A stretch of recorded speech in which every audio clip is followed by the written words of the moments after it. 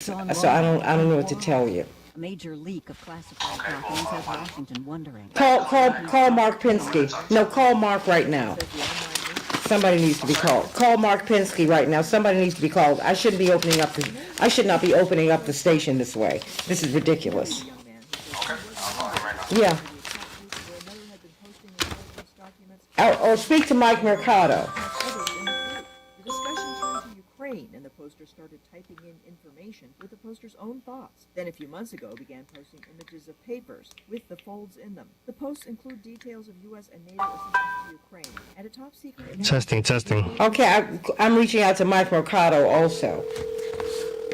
Who's responsible for this? National Security Council spokesman John Kirby. Mike, hon, can you speak with Alex in the studio because we're having trouble coming up? Give me 1 second. Let me For the run in time here, line. okay? Thanks so much. Okay, thanks. Okay, Alex. All right, he's gonna run in. I just walked out of the elevator and into the garage, and then I heard multiple shots again, and I just ran outside, and then there were two police officers here on Preston. They said, "Run for cover." He talked to WHAS TV. Police say the 25-year-old shooter was live streaming during the attack. The national emergency responding to the COVID pandemic ended Monday. President Biden signed the measure. Investigators in Marseille, France are treating the deaths of at least 6 people after a building collapsed there as a possible involuntary homicide. Investigators think a gas explosion may be to blame, says a prosecutor. This is AP News.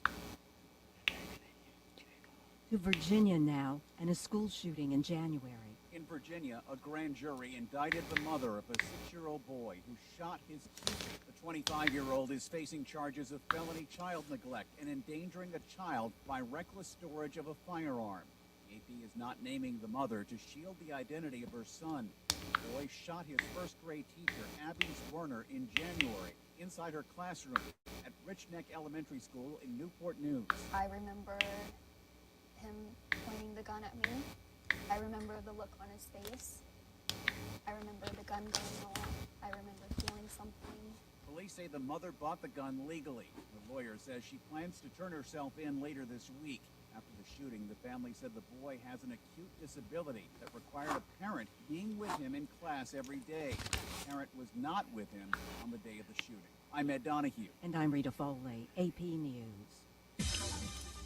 This is 8:20 a.m. WCPT Willow Springs. Testing. Okay, can you hear me now? PT820.com. We are sure. Hello. Testing. Hello. CPT 820. Testing. Hello. From the Weatherology Weather Center, I'm meteorologist. Hello. Testing 1, 2, 3. Cloudy today with daytime highs Nope. approaching 78. Winds out of the southwest, 8 to 15. Hello. Testing 1, 2, 3. 6 tonight. Sunny skies and calm tomorrow. Daytime highs approaching 82. Low 80s Thursday, turning cooler on Friday with highs in the mid 70s. Once again, a high of 78 today. Lows level off around 56 tonight. A high of 82 tomorrow. That's your latest Chicago weather. Hello. Right now 54. Testing 1, 2, 3. The WCPT Hello. Veteran Minute. In the mid-1800s, many American women were expected to follow what history calls the cult of true womanhood, where men would go off to work and women would stay home, taking care of the house, their children, and husbands. During the Civil Hello? War, many Are we gonna have to go on this way? joined the fight. Are we gonna have to go on by telephone? South volunteered I'm sorry? Are we gonna have to go on by telephone? 400 women. For now, yes. Mark Okay. Mercado came in here. He says on our end, everything looks fine. Do you know what? It's not my end, because something happened yesterday. I don't touch this equipment, and I keep telling you all that. I do not touch this equipment. I don't even touch my own computer, because now I can't print. I never touch this equipment. When I came on yesterday, everything was fine. Now everything is going straight to hell. Now this is ridiculous. Now you all need to fix it at the station. This is not anything that I'm doing. I don't change anything. And when things get changed, Jim Addy comes here and changes it because it's something on his end. It's something that you all need to fix. Okay. I will relay the message to Matt. No, and I will get a message to all of them today. I am tired of this. Yes, I understand, Ms. Jackson. don't even think. Because my audience deserves better than this. They should not have to come over the phone. Somebody needs to fix this. We did not have this problem yesterday. There was a simple, something worked yesterday. Introducing the Basement Defender, the only device that will activate and test Time I the want. primary and I backup got it. of every Do we need to go to time, do we need to go to another? It will also test and alert you to changes in your basement temperature and humidity levels, which can I have been going back and forth trying to get something to There work. she is, yeah. Okay, so you're on timeline 2. No, I'm off now. Now I'm back on Thailand 1, because I keep going back and forth trying to figure out something that'll work. Can you hear me now? I can hear you. Can you hear me? Okay, very good. Okay. Okay, now let's pull up Pastor Thurston and let's see if he can work. Chicago's Progressive Talk. Is Pastor Thurston there? Yes, I just heard her. Okay. Can we hear each other? You can hear me? Yes, loud and clear. Can you hear him on Facebook? Alex. Testing, testing, testing. Testing, testing. Can you hear him on Facebook? Can you hear him? Can you hear him? A, B, C, D. We're working on it, Ms. Jackson. Please give Okay. us a second, okay? No worries. Just let me know what's going on. I can hear you on Facebook. Okay, can you hear him on Facebook? Yes. Okay, Testing, very testing, good. Thank you. Test. And thank you all so much. Hey, what didn't you get, hon? Yeah, okay, what do you need? You said Okay, StreamYard Ms. Jackson, didn't just a get it? heads up. Alex has been, just a quick heads Okay. up. Alex has been doing a heck of a job. Oh, no, and and I he's doing have his been best right saying now. We that. appreciate your patience. Thank you. Have a great show, okay? And Mike, and I have been saying that to Alex. Have I not, Alex? Yes, ma'am. Absolutely. I've done nothing but given him encouragement. But if And we if I- appreciate your patience. and, Thank and, you. And I am patient. Thank and you so if much. I have Have to a be up here wonderful at 6 show, o'clock okay? in the morning to open up the show, this is Wonderful. what I Have a need. great show. Thank you. Now, and I'm going to be very, very firm and clear about what it is that I need. Because if I don't show up, then it becomes a problem, right, Alex? Yes, ma'am. But I'm here every day, and I do 2 or 3 interviews before I get on the air. Every day. So you help Mike to understand that I have not been jumping on you. I've done nothing but Ms. encourage Jackson, you. I've been here this entire time. I'm here Monday through Friday. Uh-huh. We can have this discussion. We will, no, with we Mark, will, Matt, but I if you know, would but like to. I understand it, but you have to Especially since understand. I'm an employee for another company who's done what I believe a good job to help you, and I believe these I board think ups that as you well. have, You show but us that in a minute and a I half. should, Thank you, Ms. no, Jackson. I understand, but I should also be able to express. Now, you express to me, don't cut me off. That's not right. And learn how you can support the veterans in your life. Treatment works.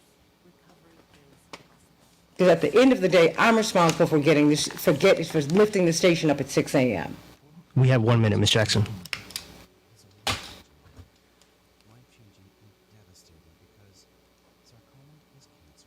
Thank you. And let's have a great show. Let's have an awesome show. No, we will do that. We work to do that every day. And I appreciate what you do, but you understand where I'm coming from.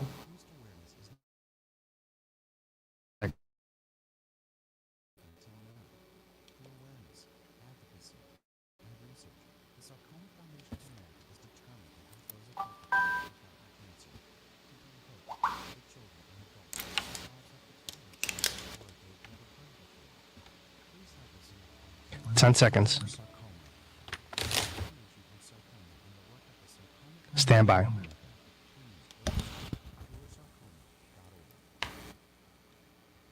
We can change the world, change the world, change the world. Yes, we can. We can change the world, we can change the world, change the world. This is the Santita Jackson Show. War and hate to a place of love, it's not too late.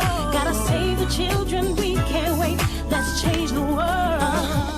Hey everybody, welcome to the Santita Jackson Show. Let's get with the latest on the Tennessee 3 from WCPT 820, the nation's largest progressive talk radio station, and AM 950 Radio, the voice of progressive Minnesota. I want you to meet my morning stars on the Santita Jackson and Friends Facebook page and on the Santita Jackson Show on YouTube. Meet me over there, everybody. Facebook reached out to me. They want everyone to get over to YouTube.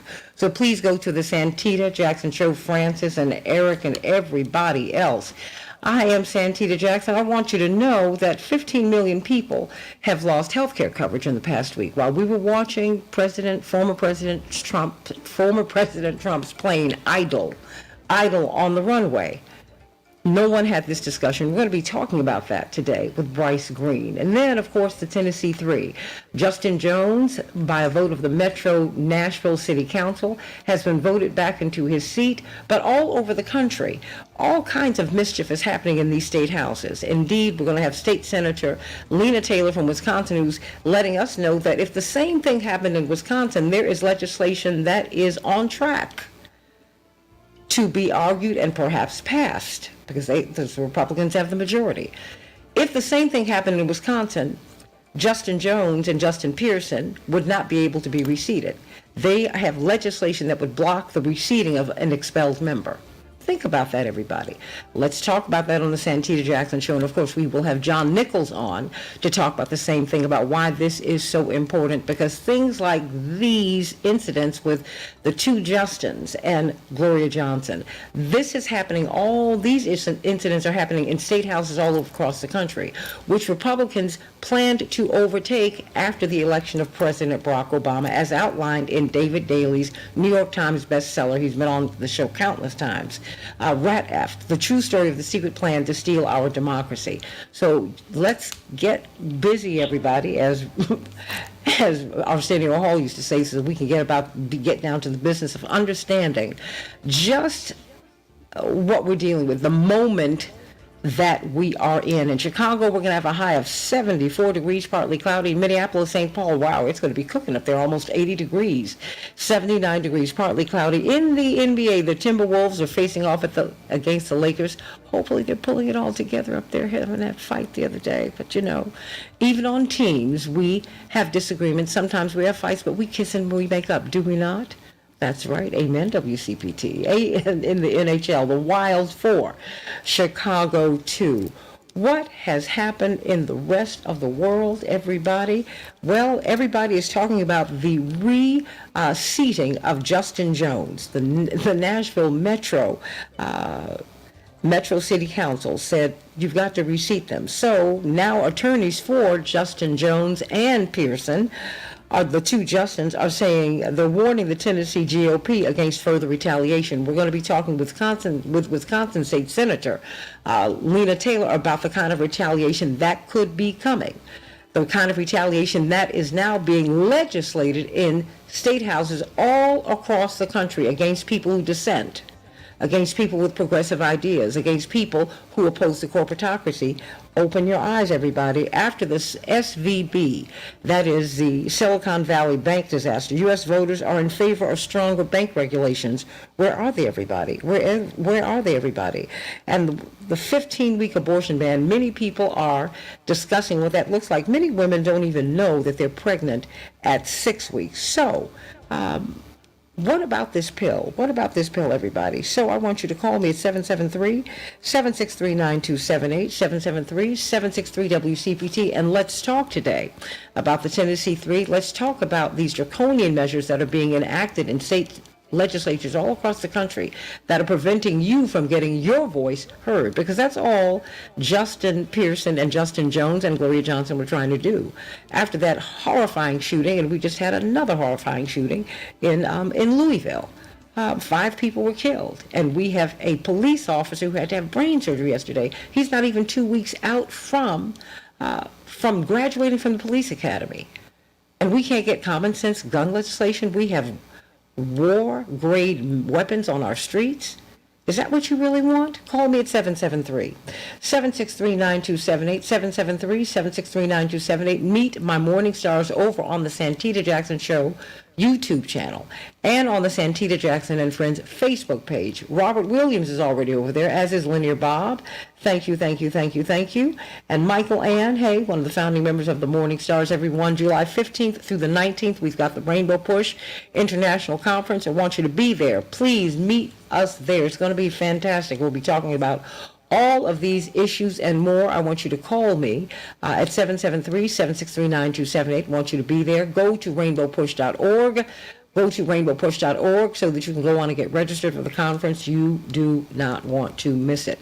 So let's get to the good news. Pastor Stephen Thurston, New Covenant Missionary Baptist Church. Of course, he's the recently retired teaching pastor at Salem Baptist Church. Of course, I can't believe Pastor James Meeks and First Lady Jamel Meeks are no longer First Lady and Pastor of Salem, but boy, they put in decades and decades and decades of work, as your wonderful father and mother have done at New Covenant, and as your grandparents did, and on and on. You all have held that seat for 88 years. God bless you. What is the good news today? Before you give us the good news, Facebook Live, when are you on? I'm on Fridays at 3 p.m. Central Standard Time.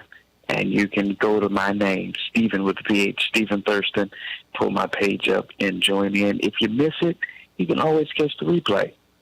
All right. We love that. They can go to your Facebook Live page and replay it anytime they wish, right? That's right. It's All right. there.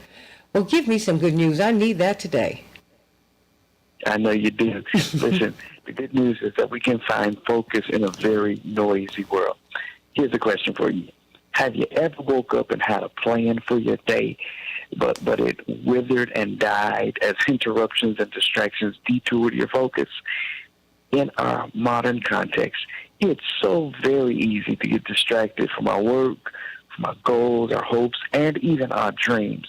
Listen, from phone calls to notifications to our social media addictions, focus can seem fleeting. We really do mean well. We really do desire to accomplish much. But it seems like no matter what, we crave distractions, and they spread us thin, and we fail to gain the traction that we often need to accomplish our daily endeavors.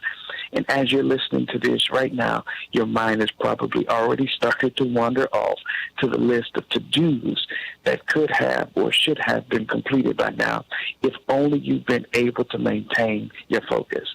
And sometimes it doesn't even happen haphazardly. Come on, y'all, let's be honest. There are times where we even seek out distractions. And if you're not willing to be honest about that today, let me, because I know I have a lot of work to do and some deadlines to meet, but I find escape on the internet, shopping, and social media, scrolling, to avoid or delay certain tasks or responsibilities. But here's what I've come to realize, if I'm honest. Netflix, IG, Facebook, YouTube, and other social media platforms were created to capture our attention and split our energy. I kind of compare it to junk food. We relish and savor the taste at the point of consumption, while excess intake inflicts disproportionate damage on the body in the long run. Now, back in the day, before social media or the forms of easily accessible entertainment, our ability to focus was at an all-time high. The current research tells us that it's at an all-time low. We're often physically present, but our minds, if we're honest, are longing to be somewhere else. The motivational guru Tony Robbins says, energy flows where attention goes. And when you focus on something, it actually expands. Well, Santita, maybe that's why when I say to myself that I'm only going to jump on IG real quick to post a few things, when I look up, it's about an hour and a half later. And then it simply takes me forever to get back into the groove of what I was previously focused on. And if anybody listening is like me and your energy is frequently disturbed and distributed between high-quality tasks and tools of distraction, you're not harnessing your energy properly and devoting it to the right cause. You're divided and scattered, and this isn't going to get you to the finish line. But, Stephen, I really am good at multitasking. Newsflash, you're not. That's just a lie that you and I keep telling ourselves. None of us actually is great at multitasking, and there's science to back up that statement. You can fact check me if you want to. Multitasking is, in essence, mastery of cheating yourself and deflating productivity. When you're switching from one task to another, it really takes an average of 23 minutes to regain and recover information. Dr. Knighton is on. Process the original task. When we concentrate on a single task, guess what? That yields better results. There are always distractions and interruptions in our lives. We just have to learn to push away distractions with intention. Few tips, and I'll let you go with the balance of your day. Number one, I want you to try to practice silencing and shutting off your phone, social media, and notifications. Listen, sometimes that's just how far we got to go to get stuff done. I want you to, secondly, focus on one thing at a time. Number three, write things down and check them off of your list as you complete them. Number four, take a deep breath and clear your mind. And then fifth and finally, remove any animals or other distractions from your work environment. I've been on so many Zoom meetings lately, and cats are jumping through the screen and dogs. And just put the animals up so that you can focus on doing your work. And finally, remain mindful of what you're doing and why. Focus takes effort and intentionality. If you follow what I've suggested today, I believe that we can regain some focus in a very noisy world. I love it. I love it. I love it. I love it. Amen. Amen. Amen. And I'm looking for distractions. I sure am. But procrastination is the theft of time. My mother used to say that all the time. And it is. And you do not want time stolen from you. It's so precious, everybody. And it's so fleeting. It's so fleeting. It just, you look up and it's a new day. Well, or you look up and you're in eternity. I don't know. Or you look around. Bless your heart. Pastor Stephen Thurston, again, when can we catch you on Facebook? Catch me this Friday, 3 p.m. Central Standard Time, Facebook Live, Stephen with PH, Stephen Thurston. Catch me there. I'll be talking about some leadership principles this Friday to help you become a better leader as you change what's within so that you can change what's around. And when will you be preaching again at New Covenant? On the fourth Sunday, 9 o'clock a.m. Central Standard Time. You can catch us on YouTube, Facebook, or New Covenant Missionary Baptist Church stream here in Chicago. Amen, amen, amen. Love that, love that, love you. Love you, love you. Love you. Absolutely. We've got Dr. Shanita Knight, an infection preventionist, a brilliant research scientist, registered nurse, so much that she has to offer. She sent something to me on Instagram, and of course her handle is Hey, Dr. Nina, Heydrnina, Heydrnina. And it was, I don't really read Instagram, and certainly not the messages that are sent to me. I'm sorry, everybody. I'm just kind of late catching up to that. She said, I sent you something. I want you to check it out. We can talk about it. And it was really an informal study, but it really showed you the impact of hand hygiene, or the lack thereof, how it impacts the health of your food. Dr. Knighton, very quickly, get right to it. Tell us what did we see in this study for those of us who did not see it? Awesome. And I just want to say that the biggest takeaway is that you pick up germs when you are touching things. And so the study, it was actually interesting because it's something that we can all try at home.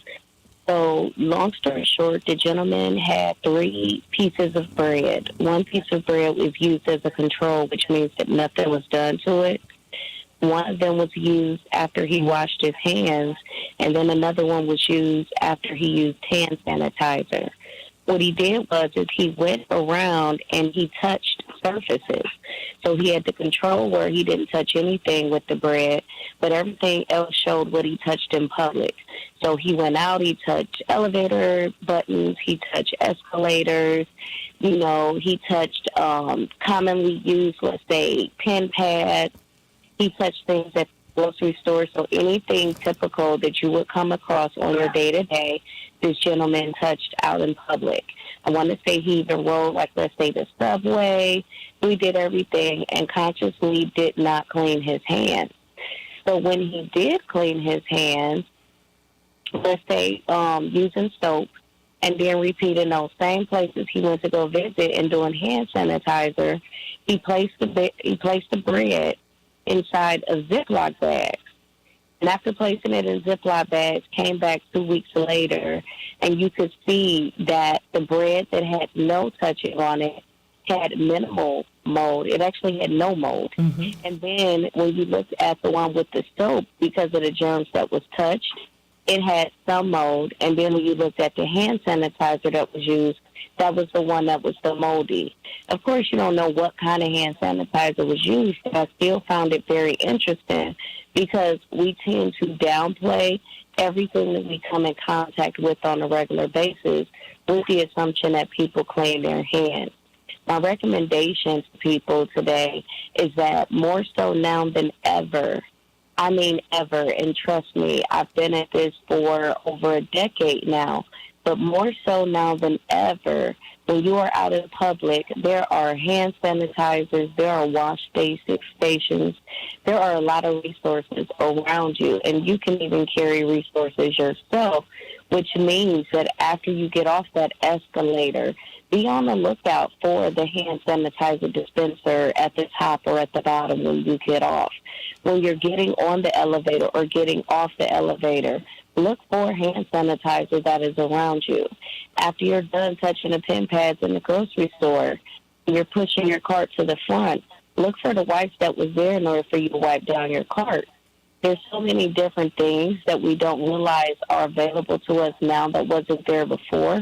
But as I mentioned before, hand hygiene is the single most important way to be able to prevent the spread of germs, and it's the way to prevent you acquiring germs.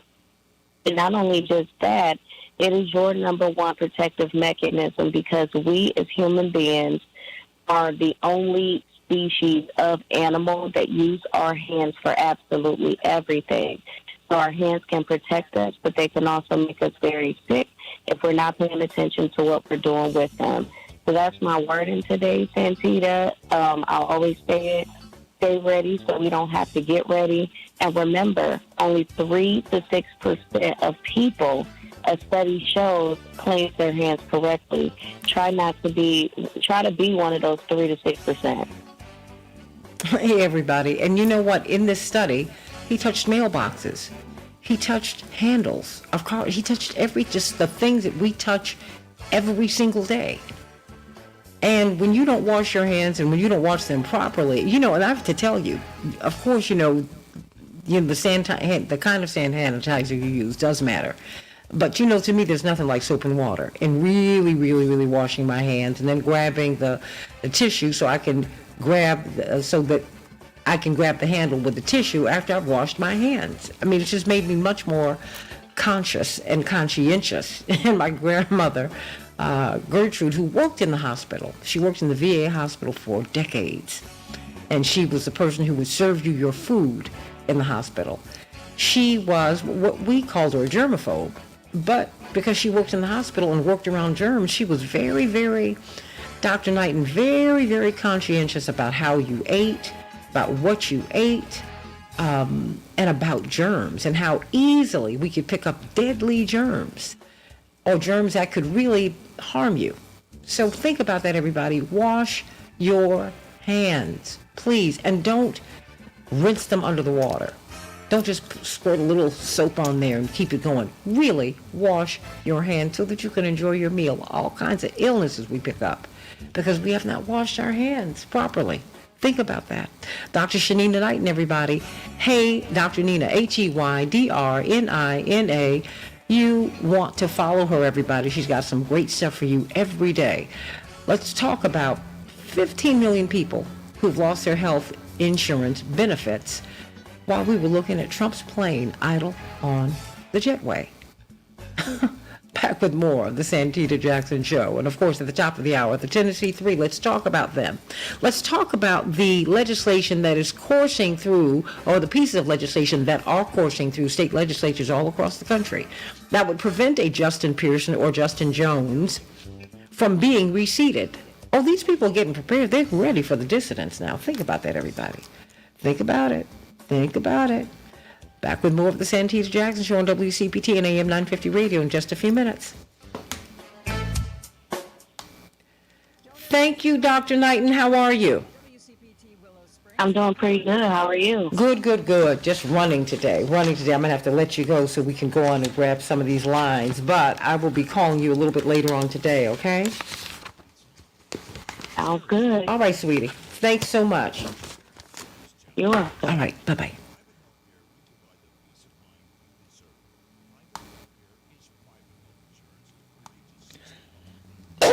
Excuse me. Call 800-581-9073. That's 800-581-9073.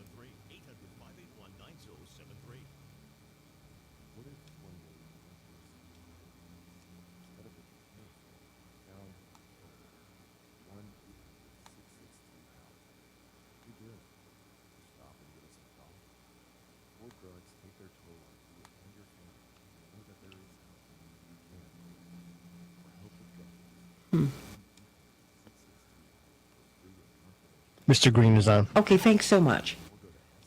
Bryce Green, how are you? I'm doing excellent. How are you doing? Great, great. Are you on speaker? I put my headphones on. Oh, you know what? I don't think that's good. Is this better? Yeah, let me hear you now. Test, test, test. Oh, that's much, much, much better. Yeah. You know, whenever you lose a generation of sound whenever you put headphones, earbuds, that stuff. So just know, the closer you get to the mic, the better off you are. Right to that. Okay, but how are you doing? I'm doing all right. The semester's winding up. Got a lot of work to do, but it'll get done. I hear you. I hear you. I hear you. Okay, let me get this. Okay, all right. But I love this piece that you wrote in Fair. I love it. I love it. I love it. They are dropping these people from these roles, and now they're also beginning to, you know, they have legislation on tap, or that's queued up in Wisconsin, that would prevent a Justin Jones or Justin Pearson from being reseated. These folks are ready for us, and I think that we need to understand that. Really, really, really need to understand that while everyone's cheering him being reseated, we are in the middle of this fight. And Paula, don't worry about me. Let me tell you something. I get up at 2:00 every morning. No, if my head hits the pillow at 1, I'm up at 2. I'm checking the news.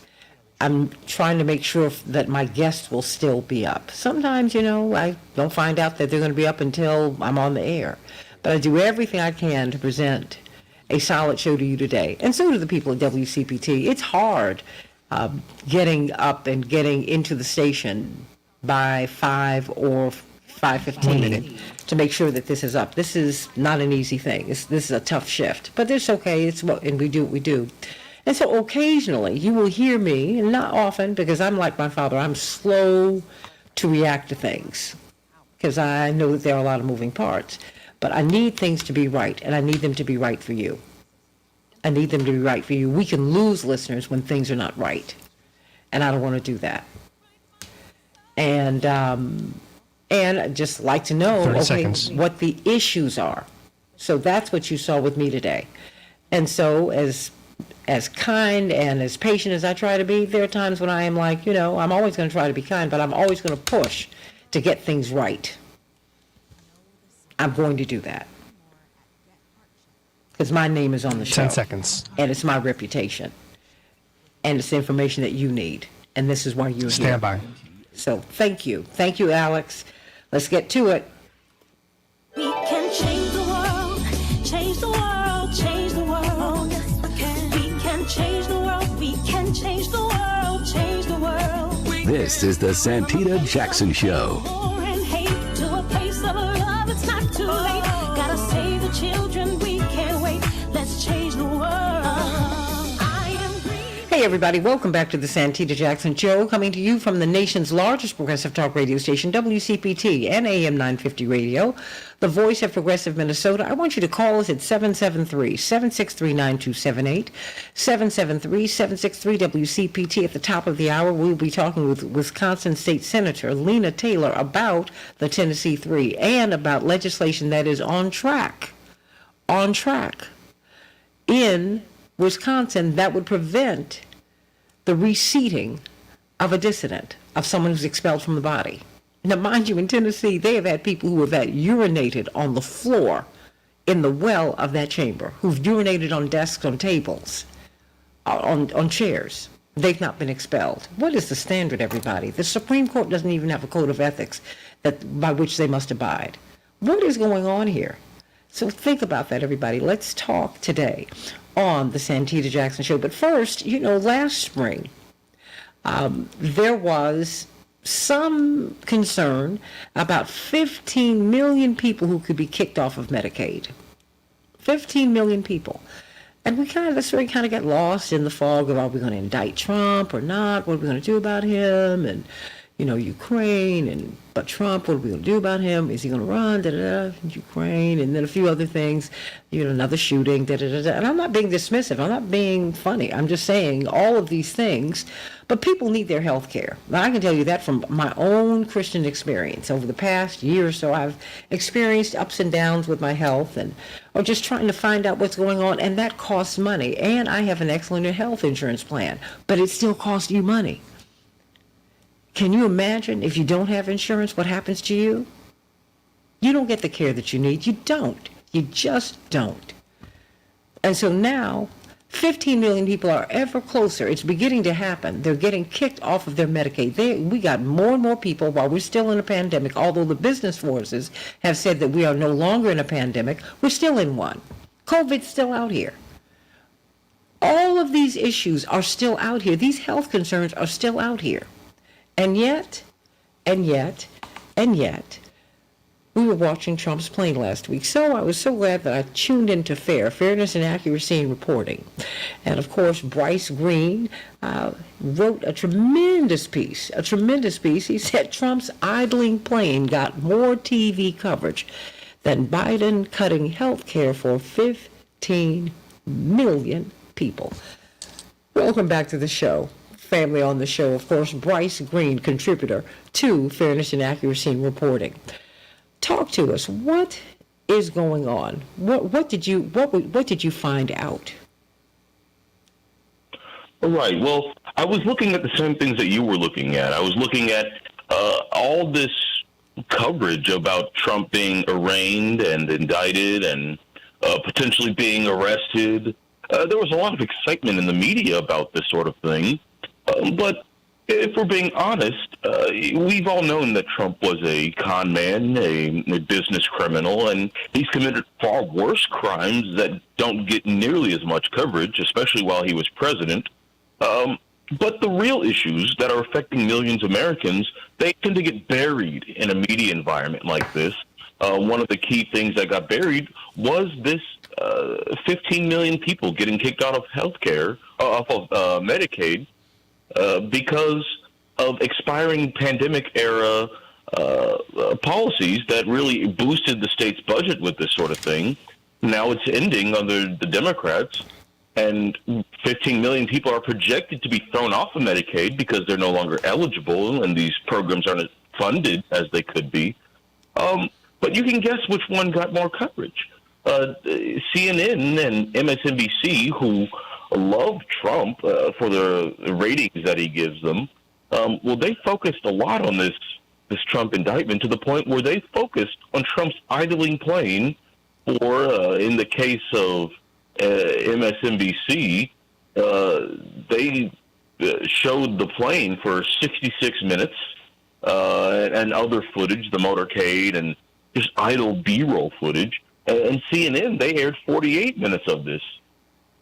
Now, altogether, Adam Johnson, a former Fair columnist, he has a great Substack called The Column, and he did his own analysis of how much the TV news media covered the Medicaid, the Medicaid expiration, and he found that none of the Sunday morning shows talked about it.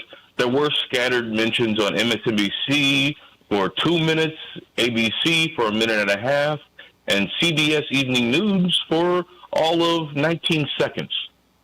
So this is the media environment that we're in. Trump's indictment is more important than 15 million people being kicked out of health care. This is all the more striking because Democrats have often pledged to be the party that protects entitlements, that makes sure that people aren't thrown off health care. And the severe irony of this is that, while they're doing this, while they're kicking people off of health care, this was a Trump-era policy. So Trump gave people health care, and the Biden administration is taking it away. Now, and not even the progressives seem to be standing in the way of this. As was written in a current affairs article, even AOC, the only Democrat to vote no, didn't even talk about the Medicaid cuts and the SNAP cuts that would result from the bill going through, finalizing these end of pandemic era policies. And so this is a failure on several levels. It's a failure of progressives in the halls of power to raise a stink about this, to make this an issue. But it's also an issue because the media didn't make this an issue. They completely focused on other things, other less important things, and ignored the on-the-ground reality for millions of Americans. We're talking with Bryce Green from Fair Media Watch, everybody. That's their handle on social media. Fairness and accuracy in reporting. Trump's idling plane got more TV coverage than Biden cutting health care for 15 million people. That was really the danger of declaring the pandemic over. It wasn't a doctor who declared the pandemic over. It was politicians who get their marching orders, quite frankly, from the corporatocracy.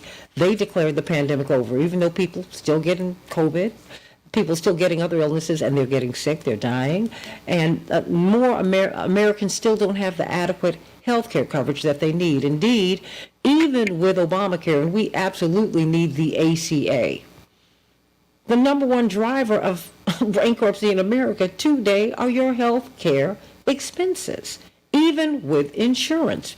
People who make six-figure salaries, more than half of them are living paycheck to paycheck. And it's not because they're overspending. It's just getting unbearably expensive to live in the United States. So think about that, everybody. What about last week? All last week, Robert Williams said, wow, I didn't even hear about those health care cuts. Yep. You didn't hear about them, but you've been hearing about Trump every single day. And then when they presented his indictments, the pundits were caught up in the air because Bryce, they said, wow, this is a weak case. This is not as strong a case as I thought, but we'll see. But no one's talking about these 15 million people and all the people who they live with and who will be impacted by the loss of their health care coverage. I mean, you continued in your piece at Meet the Press, Face the Nation, ABC's This Week, on and on and on. None of these shows that really set the agenda. They set the conversation for the week. They set the table. They haven't mentioned the healthcare cuts.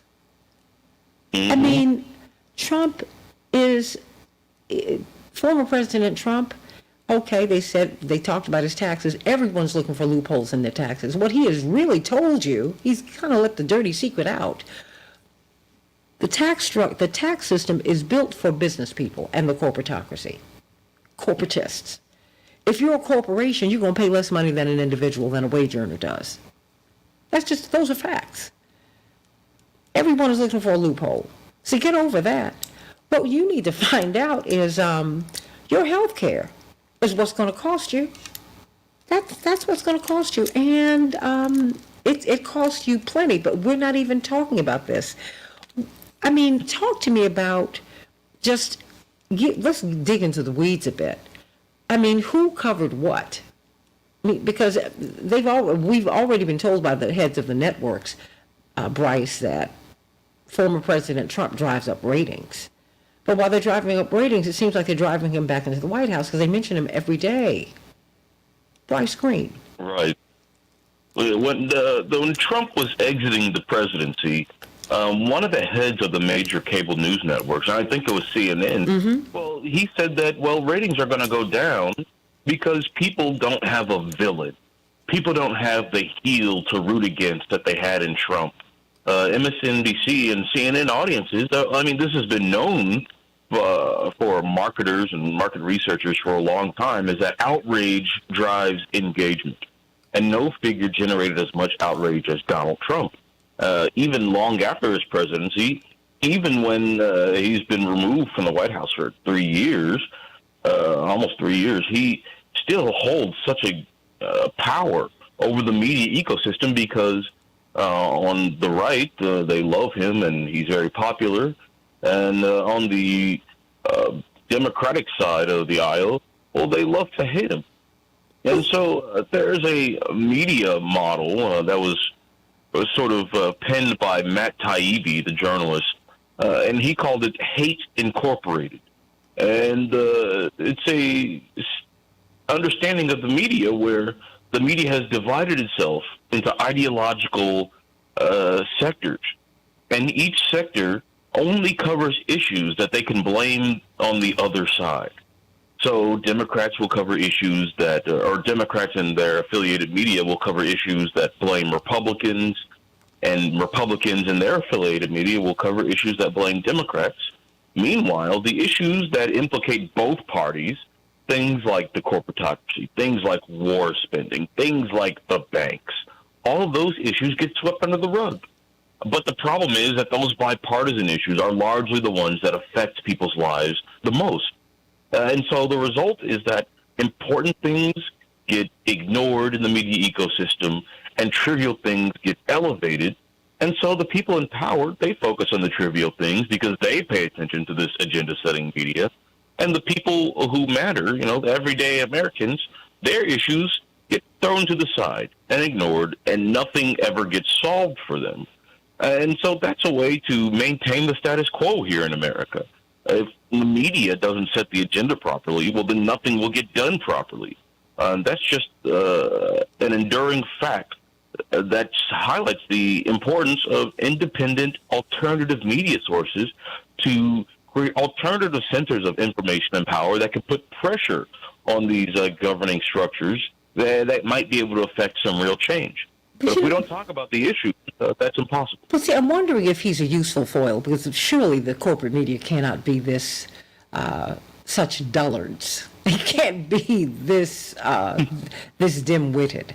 They know what they're doing. They understand this process. They know what sells. They know who they need to use. They know who to ignore. They know whom to ignore. That's what they do. They do that so well. That's why they kill you, by ignoring you. That having been said, I'm just wondering if he's not being used to obscure the big issues that we're dealing with, to obscure these healthcare cuts, to obscure what's driving, and I'm not giving people excuses for mass shootings, because I think to label these mass shooters mentally ill, that's insane. Because the fact is, just because you have a bad day doesn't mean you need to pick up a gun and ruin my day. You have people who are spoiled and entitled, who feel that they can kill anyone that they choose. That's the sickness, entitlement.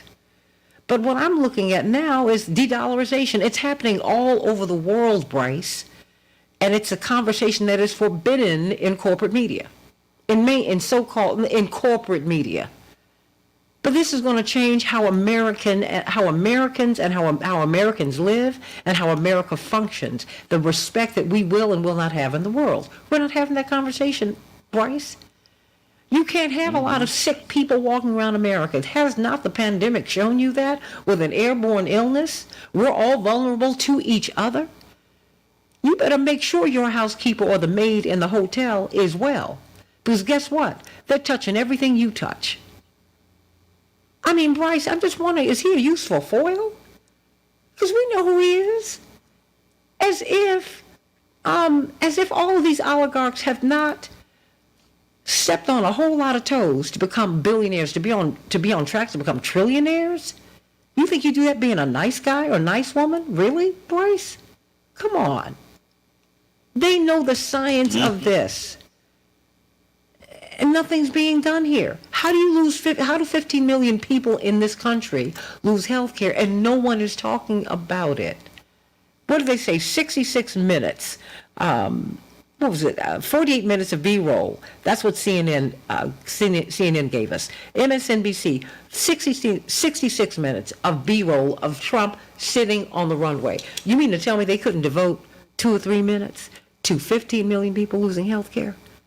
What is the remedy? Well, there's a phenomenon in alternative media that's called Trump washing. It's known in alternative media. And what this means is that mainstream corporate media often use Trump as the primary reason for a lot of America's ills. They ask about polarization, or they'll blame Trump. They'll be like, well, why are people so disaffected and angry and upset? And rather than looking at the long-term economic trends that have been going on since the Reagan years, they'll blame it on Trump and how uniquely awful Republicans are. People will, there are polls that show how much faith is being lost in our institutions. Well, they have a useful answer to that, too. It's Trump. Trump's lies and his unique horribleness are eroding trust in America's institutions. But of course, they don't look at these long-term trends that have been going on through Democratic presidencies. And so Trump washing is a way to wash away the true rot of American politics by using Trump, by focusing on Trump as some singular aberration, some towering figure of evil, some break with the past, a lack of continuity. By framing him in that way, they're erasing the crimes of both themselves and the rest of the political establishment. And it's very useful for them because it means that they never have to confront the actual consequences of their actions. And you mentioned de-dollarization, and a lot of the major changes going around in the world, in the global south, and China and Russia. Well, these changes are going to have dramatic effects on the U.S. standard of living. The dollar, the petrodollar, the fact that countries around the world would buy treasury bonds and buy up the U.S. debt without question, well, that was the basis of our entire system of economy. Mm-hmm. That's the basis for our exorbitant privilege, our standard of living, our empire. If that all goes away or if that starts to erode, you're going to see a lot of impacts in the American mainland. And if the media is unable to cover these issues seriously, if they continue to just blame Trump for everything or blame Republicans for everything, well, then people aren't going to have a good idea of what's going on, and therefore they'll be ill-equipped to actually address it. It's a cascading effect. The media has to be able to tell the people, has to be able to provide a serious and accurate image of the world so people can make reliable decisions about how their lives are being governed. But Trump washing allows them to avoid responsibility. And it allows the media. A serious problem. And it allows the media to obscure because they're in on this. Because they don't want to have the discussion. Exactly. Because they're busy trying to make Biden the nominee, even though only a third of Americans want him to run again. And I like President Biden. I like him fine. But for various and sundry reasons, Democrats and Republicans are like, no, I don't think so. In the meantime, who's surging to the top of the polls? Former President Trump. This is crazy. In the meantime, your health care is going out the window. In the meantime, yes, the president of Kenya. There are 4 countries in Africa that anchor Africa. That is Nigeria, South Africa, Kenya, and Egypt, and Morocco is really 4 or 5. The president of Kenya said, get rid of your dollars. President of Malaysia said, we don't need dollars. And you know what? Japan just said, to Russia, we'll get your oil. We don't have to pay in dollars. I mean, it's just happening all around us, but we're not having these conversations. We're looking at Trump's plane idle on the jetway. Will he run? Okay, what will DeSantis do now? I mean, are you serious? So, I mean, just help me to understand what can we do to push corporate media who fewer and fewer people are trusting, Bryce, and fewer people are watching. We continue to exalt MSNBC and CNN as if they're the only games in town. More and more people listen to Joe Rogan. If you want to get your news out, you better go to him, Bryce. He has a bigger audience than all of them combined. I mean, Bryce, what do we do? Well, voices like Joe Rogan are indicative of a larger trend. Mm-hmm. People are turning away from the legacy media and turning to people they feel that they can trust. And almost, it's easy to say rightly so. I mean, if the media continue their track record on covering things like, foreign policy, distorting, from the global war on terror to this current war in Ukraine, distorting the Democratic primary against Bernie, or ignoring major issues like the loss of health care for 15 million Americans, well, then they deserve to lose credibility. And they shouldn't be surprised when people turn to, some guy with a podcast who at least tries to engage with his audience, tries to hold himself accountable, tries to have voices that his audience wants him to bring on. And there's a reason why people are turning to that over the corporate media who, I mean, if we're being honest, they regularly talk down to their audience. They talk to them like they don't deserve to know the truth, that they couldn't handle the kinds of facts that are reality. People understand that. People see that, and they don't like being talked down to. And so this underscores the importance of developing alternative media institutions that can give accurate information to people so that people can make accurate decisions about their lives, so that people can participate in a democratic system. If there is no media for them to do that, well, then democracy is really just a bad joke. If people don't have the information, and if the institutions that are supposed to give you this information are consistently failing, well, then you can't have a serious degree of participation. It's pretty striking, but programs like yours, magazines like my own, we put a lot of effort into trying to expose these sorts of trends and institutional biases and distortions so that people can be equipped to go into the world, to experience media, and understand exactly what they're up against. Absolutely. I mean, because information is power, and information is empowering. And being blocked from information keeps you from going into really understanding your power. And that's why watching a Justin Jones and a Justin Pearson and a Gloria Johnson is so important. But guess what? You have them all over the country.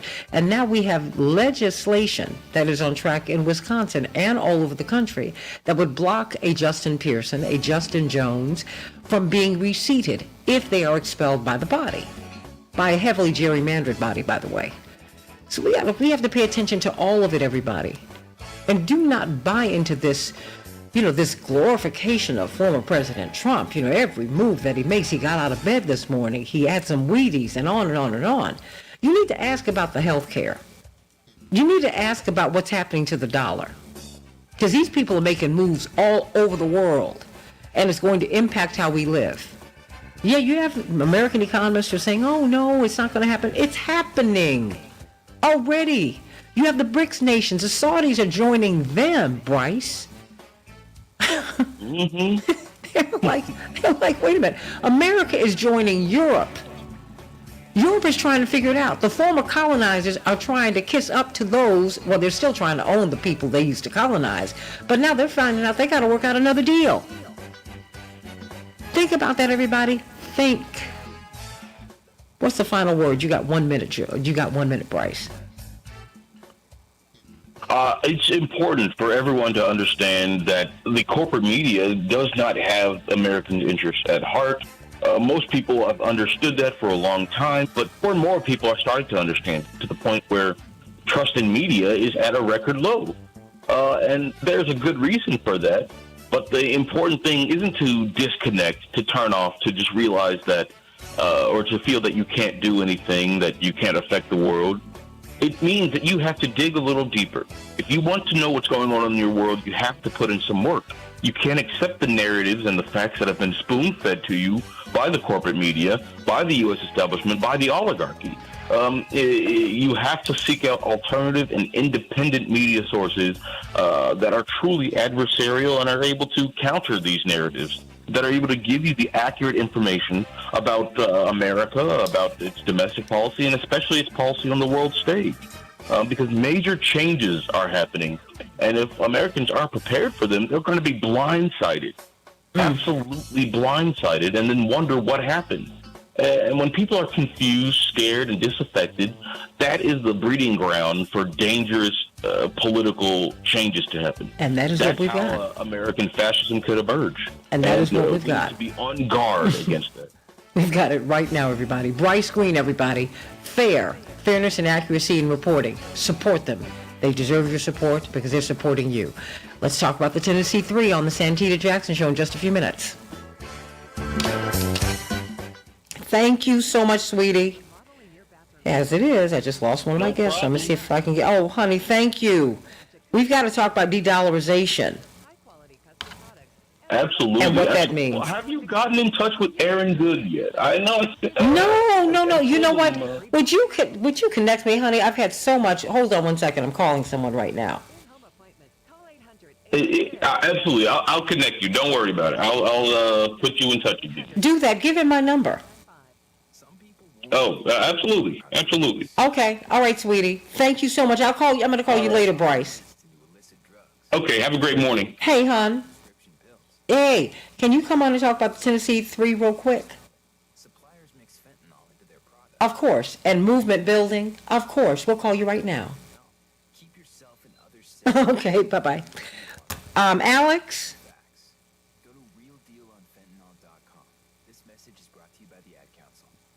Okay.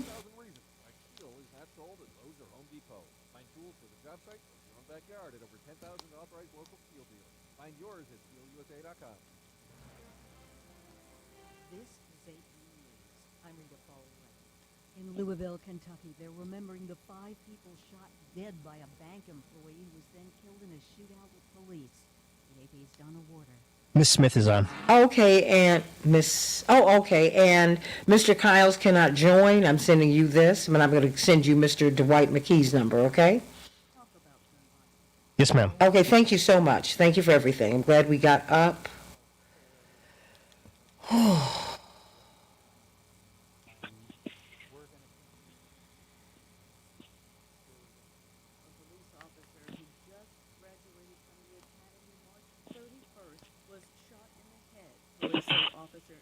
Tedra? Yes. Hey, how are you? Good morning. The Pentagon says online leaks. How's it going? Good, how are you? Good, good. Give everybody time, place, and what they're doing, okay? Okay. And make it nice and tight. 930s, 50th Streets, paint and sip. This is what we're going to be doing, because people hear $50 and they're like, whoa, that's a lot of money. And it's a lot of money for people. So, what we're doing, we're fundraising because, as you can see, all of these issues around the country, we're getting to Memphis. We got to pay for it and all of that, okay? And we got our convention coming up. So go there, all right? Okay. Okay, go right there, right? Because I have to show you how to do it. And just say, our paint and sip, da-da-da-da. So, remember time and place. Time, purpose, purpose, time, and place. Purpose, time, and place. Purpose, time, and place. So we're having our paint and sip at Rainbow Push, April the 22nd, 2023, from 3 p.m. to 6 p.m. No, slow down. We're going to be up in a minute. Yeah, that's it. You got it. And I'll cue it up. I'll shape it for you, okay? Mr. McKee is on. Okay, thank you so much, Alex. And we'll get the state senator on in a hot second. But so thank you so much. I'm calling her back now. Okay, no worries. Thank you so much, Alex. You're welcome.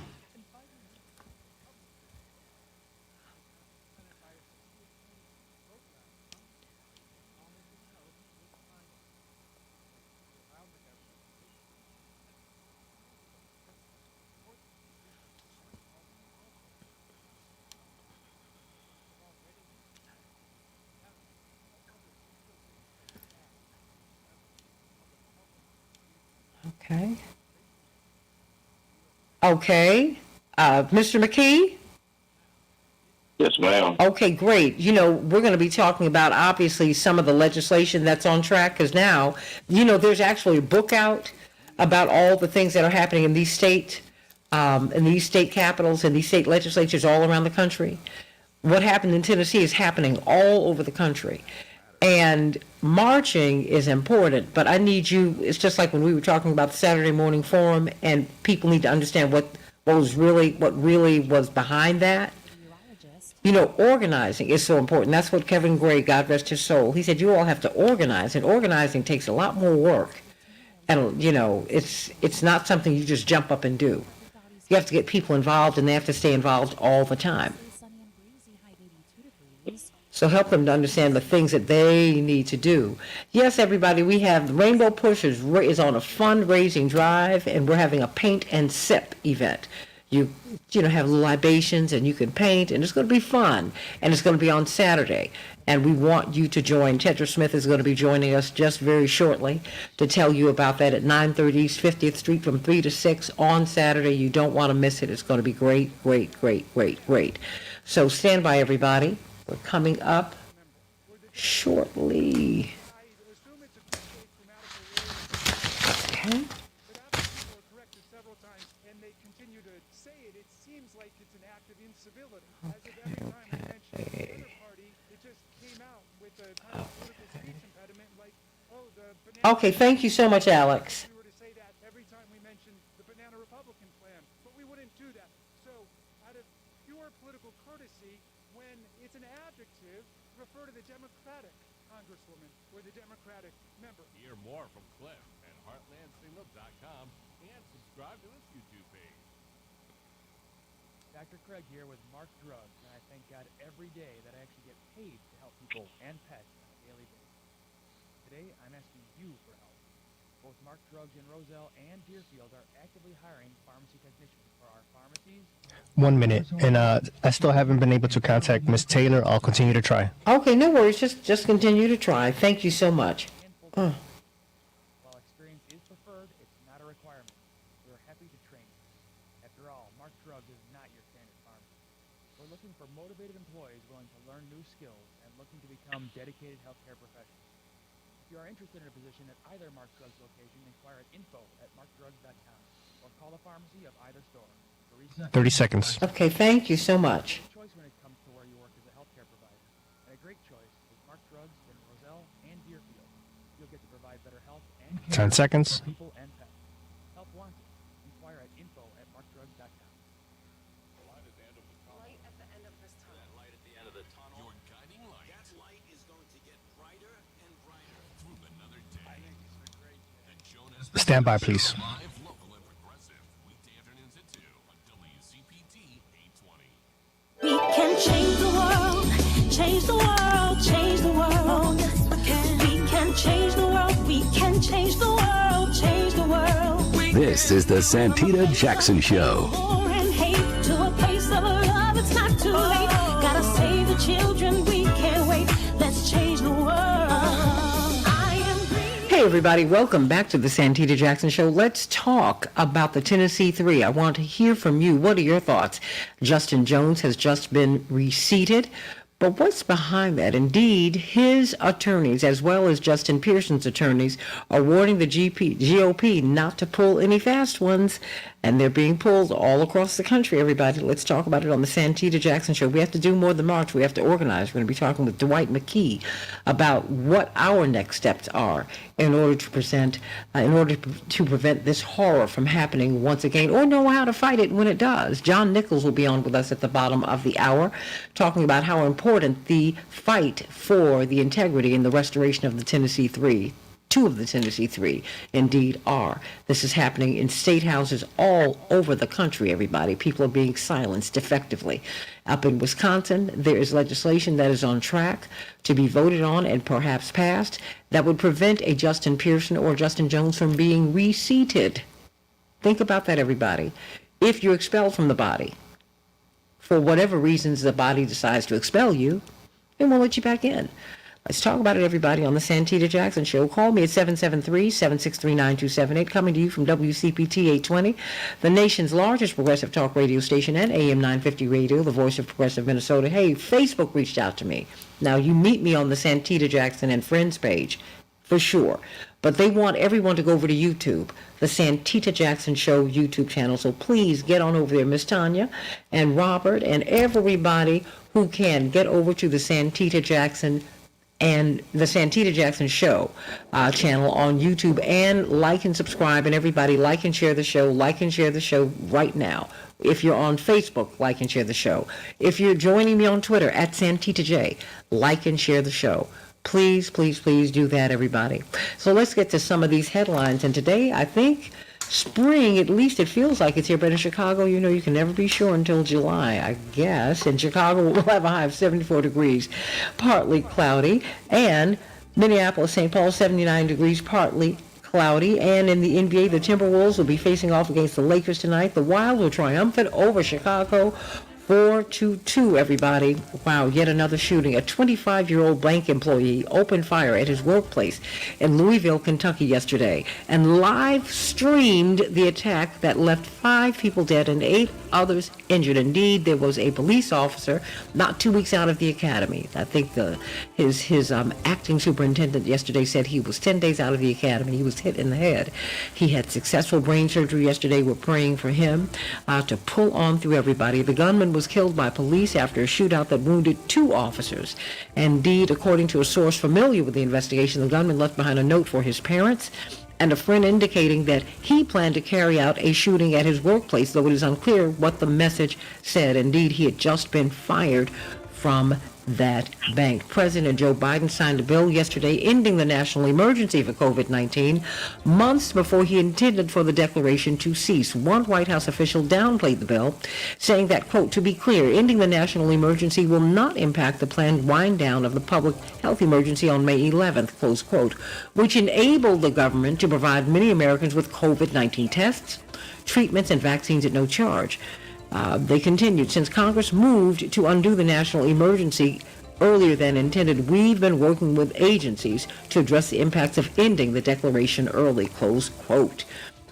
Almost 100 confirmed or probable causes of a rare fungal infection known as blastomycosis have been linked to a Michigan paper mill, health officials say.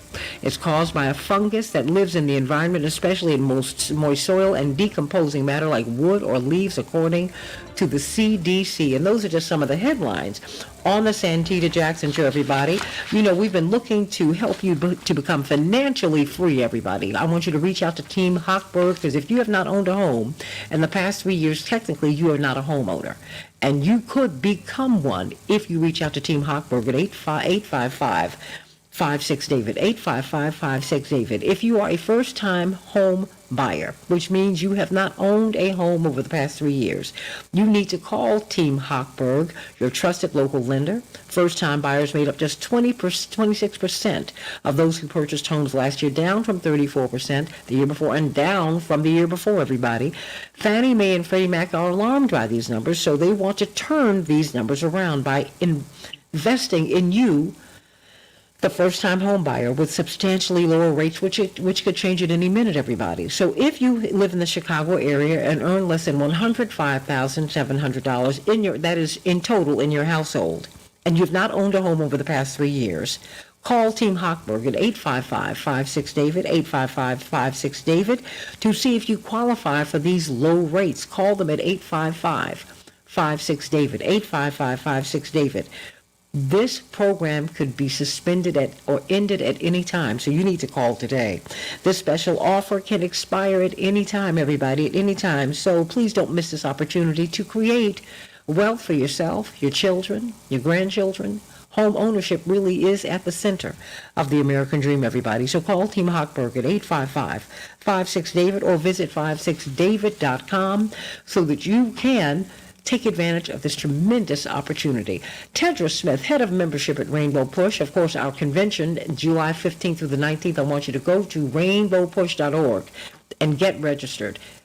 Come on, I'm going to give you more details as we get closer to it. You don't want to miss this convention. It's going to be something special. But on Saturday night, they're going to have something fun at Push. Saturday afternoon into the evening, 3 to 6, something called Paint and Sip. It's $50, but we're on a fundraising drive. We're going to be going to Memphis, Tennessee. All of that cost. And we're going wherever people need us, wherever there is trouble. That is where we go. We've got to raise money in order to be free. Freedom is not free. You can't ride to freedom on Pharaoh's chariot, as Reverend Jackson often says. So, Tedra, what's happening on Saturday evening? Good morning, everyone, and thank you, Santita, for having me on.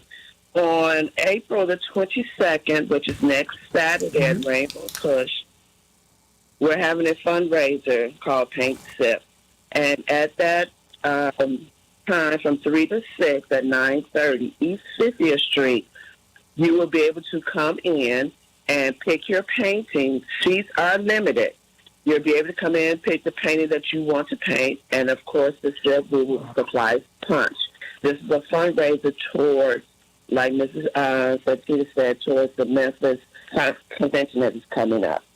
and the seats are limited. You're actually able to go to rainbowpush.org and register. The price is $50, and that $50 includes, of course, your sip, your paint, and little snacks for us to snack on while we're there. Entertainment as well, music. So you will have a good time that evening. And once again, that's at 930 East 50th Street on April the 22nd, from 3 to 6 p.m. It's $50 per person, and that includes your paint and sip and little things. And it's going towards Memphis. And it is a fundraiser, everybody. We need your assistance. Correct. We need you to help us as we seek to help you. Tedra Smith, thank you so much from Rainbow Push. Of course, our international convention is July 15th through the 19th. Let's get right to it, everybody. Well, at least one of the Tennessee Three. Santita? Yes. I just want to say you'll have a good time at the Paint and Sip. Is this State Senator Lena Taylor? It is. It's a fun, creative way to bring people together, to network, to socialize, but also for a good cause. I just want to let people know it's a fun time and get to take something away with you. All right. I love that. I love it. And that is exactly what we will be doing. 326, April 22nd at 930 East 50th Street. We want you to be there. Hey, everybody. Everybody is very excited to see the Tennessee Three. Two of the three members of the Tennessee Three were expelled from the State House of Representatives in Memphis. But now we see that at least one of them, thanks to the Metro Nashville City Council, has been reinstated until there's a temporary election for him to run again for his seat. That is Justin Jones. Justin Pearson is still out of his seat. So that's wonderful news. But what is still disturbing is what's happening all around the country, everybody. And what indeed the lawyers for Justin Pearson and the two Justins and Jones are saying, wait a minute. Don't pull any fast ones. They are lawyered up, everybody. They have to be lawyered up because the world is watching Tennessee, and that's what their lawyers wrote. And according to this Common Dreams report, they have 6 attorneys ahead of the Nashville Metropolitan Council vote on Monday to reappoint Tennessee Representative Justin Jones. His attorney and Justin Pearson's attorney warned Republican legislatures not to further retaliate against the pair. They are in the crosshairs now, everybody. And this is something that is happening in state legislatures from coast to coast. This isn't just Tennessee. This is happening everywhere.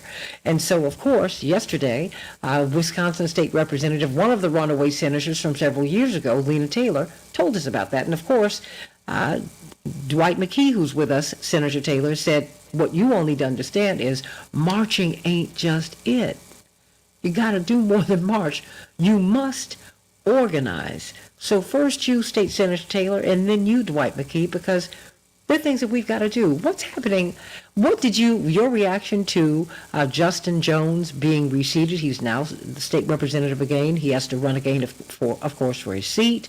But this is happening all over the country. In fact, I was hearing a report on CNN today. There's a book out about it. I'm going to find it. They're saying, look, everybody's looking at Washington, but the real mischief is happening in state capitals, at the state legislatures, in all 50 states and territories. So talk to us. That's right, state by state. And in different states, you have legislation that those various legislatures are trying to do or have done or are in the process of doing that can have a similar effect. So, for example, in Wisconsin, there is already a bill circulating that says if someone is taken out of their seat or they resign while the process to remove them happens, that person cannot run for that seat or be appointed back to that seat. And, with all due respect, I see that as a preemptive kind of effort because they want to take our county district attorney. They want to take our county district attorney and they Say, Senator Taylor? She dropped. I'll call her back. Okay, well, we'll call her back. But Dwight McKee, I think that many people saw yesterday as the triumph, this is it, things are done. And I think you would argue, oh no, we're in the middle of this fight. Dwight McKee. Well, you have to understand how this fight started. About 40 years ago, a group called the Moral Majority decided that this would be their way to maintain control over. She's back on. And they put together a school called Liberty University. And the goal of Liberty University was to train young Christians in government.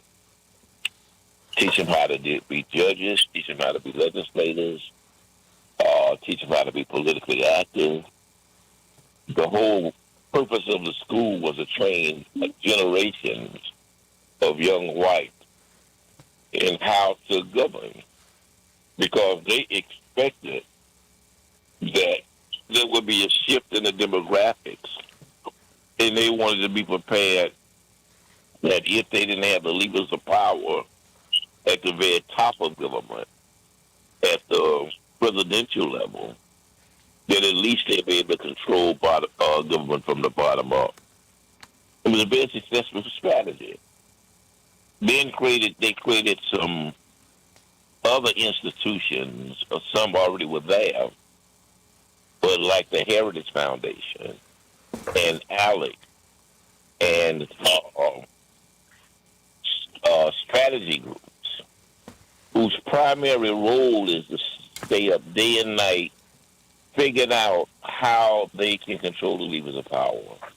Okay. But they take the top strategists in the country, put them on payroll, and that's all they do is create strategies for how to be able to take over governments and legislate them and sustain them. So they don't treat oppression as an event. They deal with oppression as an imminent part of the social order. One of our problems is that we deal with oppression as an event. And so we deal with it when there's a crisis. You know, a person gets killed by the police, or these guys get suspended from Congress, or somebody is assaulted in the chambers of Congress or something. I mean, we treat it from event to event, while other people deal with this like an everyday experience as part of their everyday responsibility. It would be like a basketball team who only played the game and never practiced. You practice in order to play the game. So you shoot free throws on Monday, and you run on Tuesday, and you run plays on Wednesday. But all of that is so you can have all of that down. It times down when it's time to play the game. You don't wait until the game to practice your free throws. And so we have to just develop a mentality to understand that we're in a war every day, and we have to prepare like we're in a war every day. You know, and I think that we also have to give context to Liberty University. Liberty University, they saw in the aftermath of the assassination of Reverend Dr. Martin Luther King, they saw the church being used primarily by Reverend Jesse Jackson and the political organizing, social and cultural organizing that he was doing through the church. And after he ran for president and made so much noise there, they said, we've got to step this up, right, Dwight? And so what they did was they create institutions, everybody. State Senator Taylor, they create institutions. If you fail to plan, you plan to fail. They don't plan to fail. They create universities. When you go to their Sunday schools, it is school. I mean, and they have legislation on track right now. If you decide to protest on the floor, they are legislating. They're putting forth legislation that would prevent you from being reseated ever again. Talk to us. You've got 4 minutes. You have got the floor. Senator Taylor. Yes, I'm sorry about that. I don't know what happened Things. earlier. But let me say this.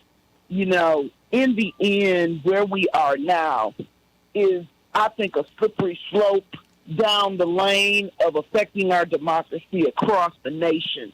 And this state-by-state approach is this convention of the states that they've already requested to do for budget purposes is also going to be a way for them to potentially change things at the federal level. But state by state, what they are doing is affecting local control. They are affecting local representation. In our state in particular, they are going to be trying to make it where you cannot even be reseated. So what is happening for the Justins would not be able to happen if they were, for example, to unseat a judge or unseat a prosecutor. Now, it is not directly related to the unseating of a state rep or a state representative in our area. But what they've threatened to do already is to do the unseating of local individuals. And they say it like what's happening in Mississippi. Have you guys been watching? In Mississippi, they have basically usurped prosecutors and judges in a certain area under the pretense of saying it's for public safety purposes. This kind of behavior is basically taking away the voice, taking away the vote of people in certain areas to choose those that are elected of their choice. And so whether it is what is happening to our brothers in Tennessee or whether it is what they have done in Mississippi, this is an erosion of our democracy, an erosion of people having their own voice. So I need individuals to be very conscious about what's going on. I need you to ask your local officials at your county level, your city level, your state level to do resolutions to say that they are not in agreement and that they do not want to see this kind of behavior, that they don't support what is happening in Tennessee, and they don't support what is happening in Mississippi. These are the kinds of things that we must speak to now. We must speak to this now. Well, you know, I want you to stay because John Nichols is coming on. He said we have got to talk about the Tennessee Three, and we need to. And we need you to help us to frame it.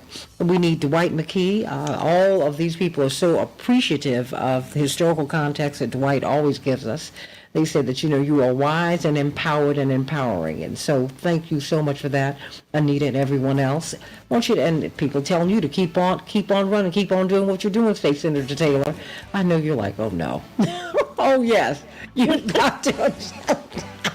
Inside joke, everybody. But I want you to call us at 773-763-9278, 773-763-WCPT. And let's talk about what is really happening. It's not just Tennessee, everybody. It's all the states. A minority in the United States are trying to shut you down from speaking. They're trying to silence your voice. Think about that, everybody. And not just think about it, act about it. It's not enough to march. You've got to march, yes, but you've got to organize. The only way, America is a grand experiment. But it only works when you participate. Reverend Dr. Johnny Coleman, the founder of Christ Universal Temple, used to say it works when you work it. The system does work when you work it. The problem is everybody else is working it but us. We're getting worked on, but we're not working it. Come on, everybody. It's July 15th through the 19th. I need you to come to Chicago. We've got our international conference. But remember, you don't want to be worked on. You want to work it. Back with more of the Santita Jackson Show. John Nichols will be joining us in just a few minutes.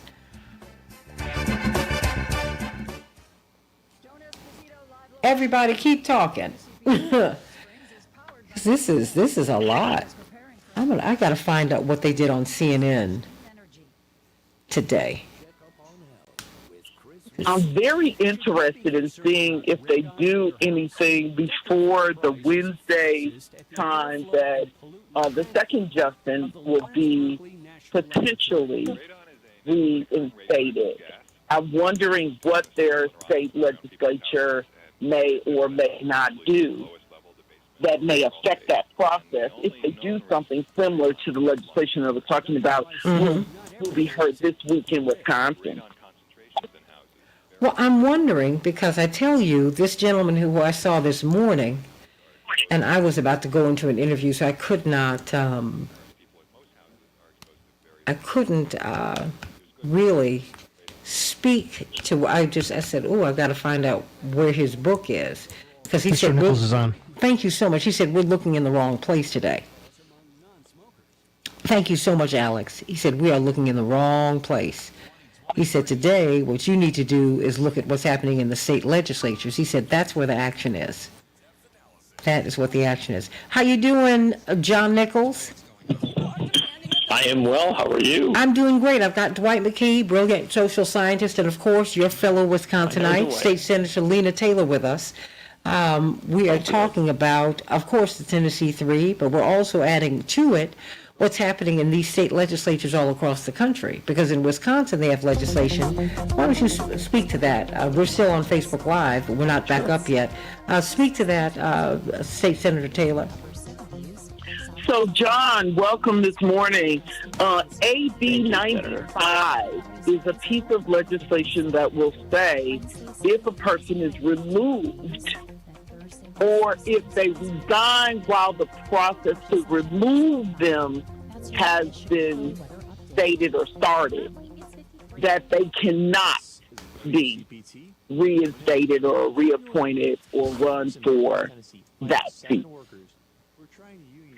That bill will be heard this week, is my understanding, in the Assembly. I want to say the bill is also SB 105. I may have the Senate number wrong.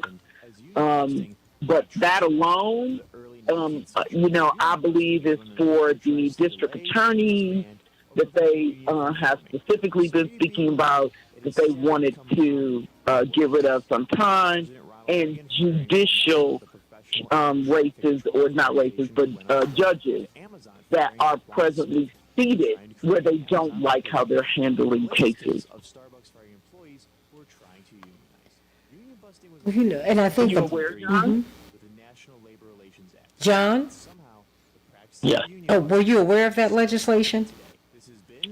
Yeah, I've been following a little bit, but I appreciate the Senator's explanation and description of it, because I think it's absolutely vital that we be conscious of it and that we talk about it in programs like this. 1 minute. This is a next stage of where we're at, and it's a really important thing to understand.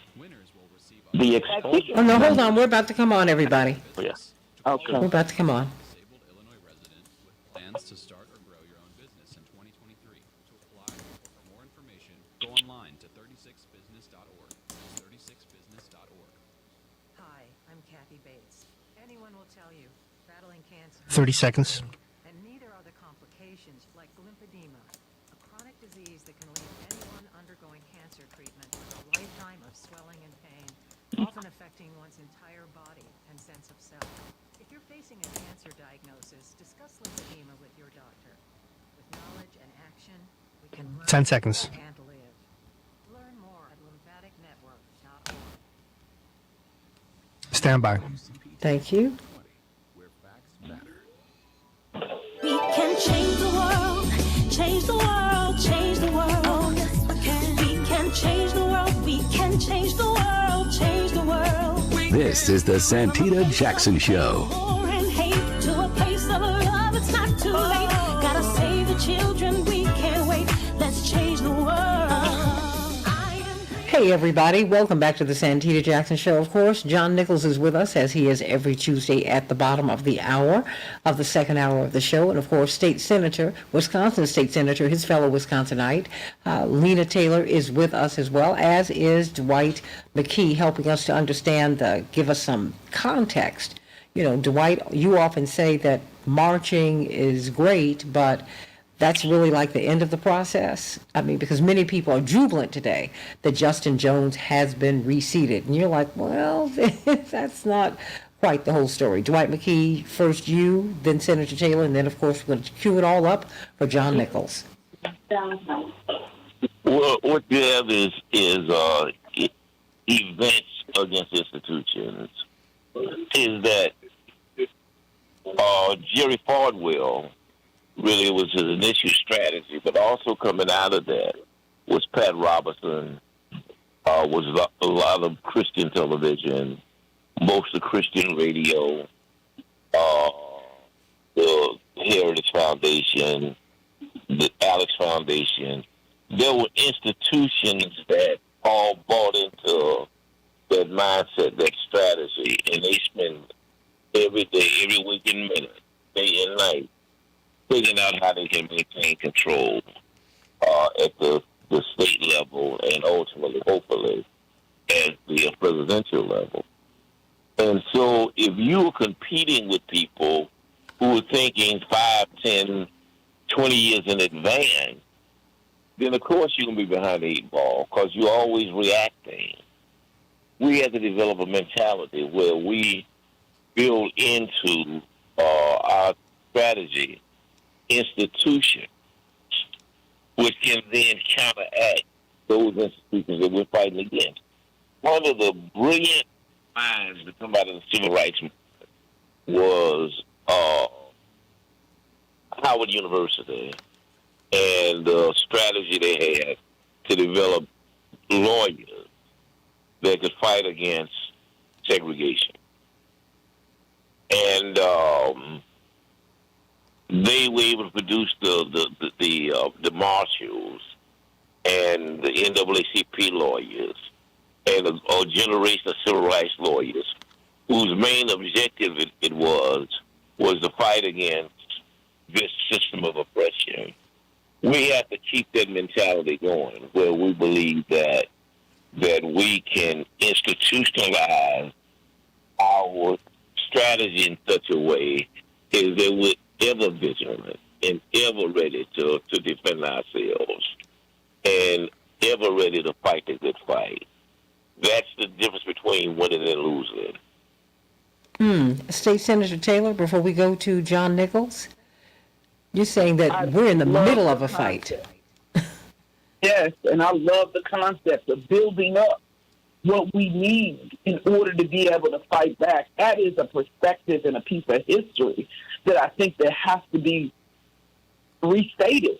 I will say that not only do we need lawyers, because the justices still need to have lawyers that's going to help them with what has happened to them and what may continue to go on, because at this point we don't know if the legislature is going to do that trickery of legislation to try to prevent the reseating of them, because they still could.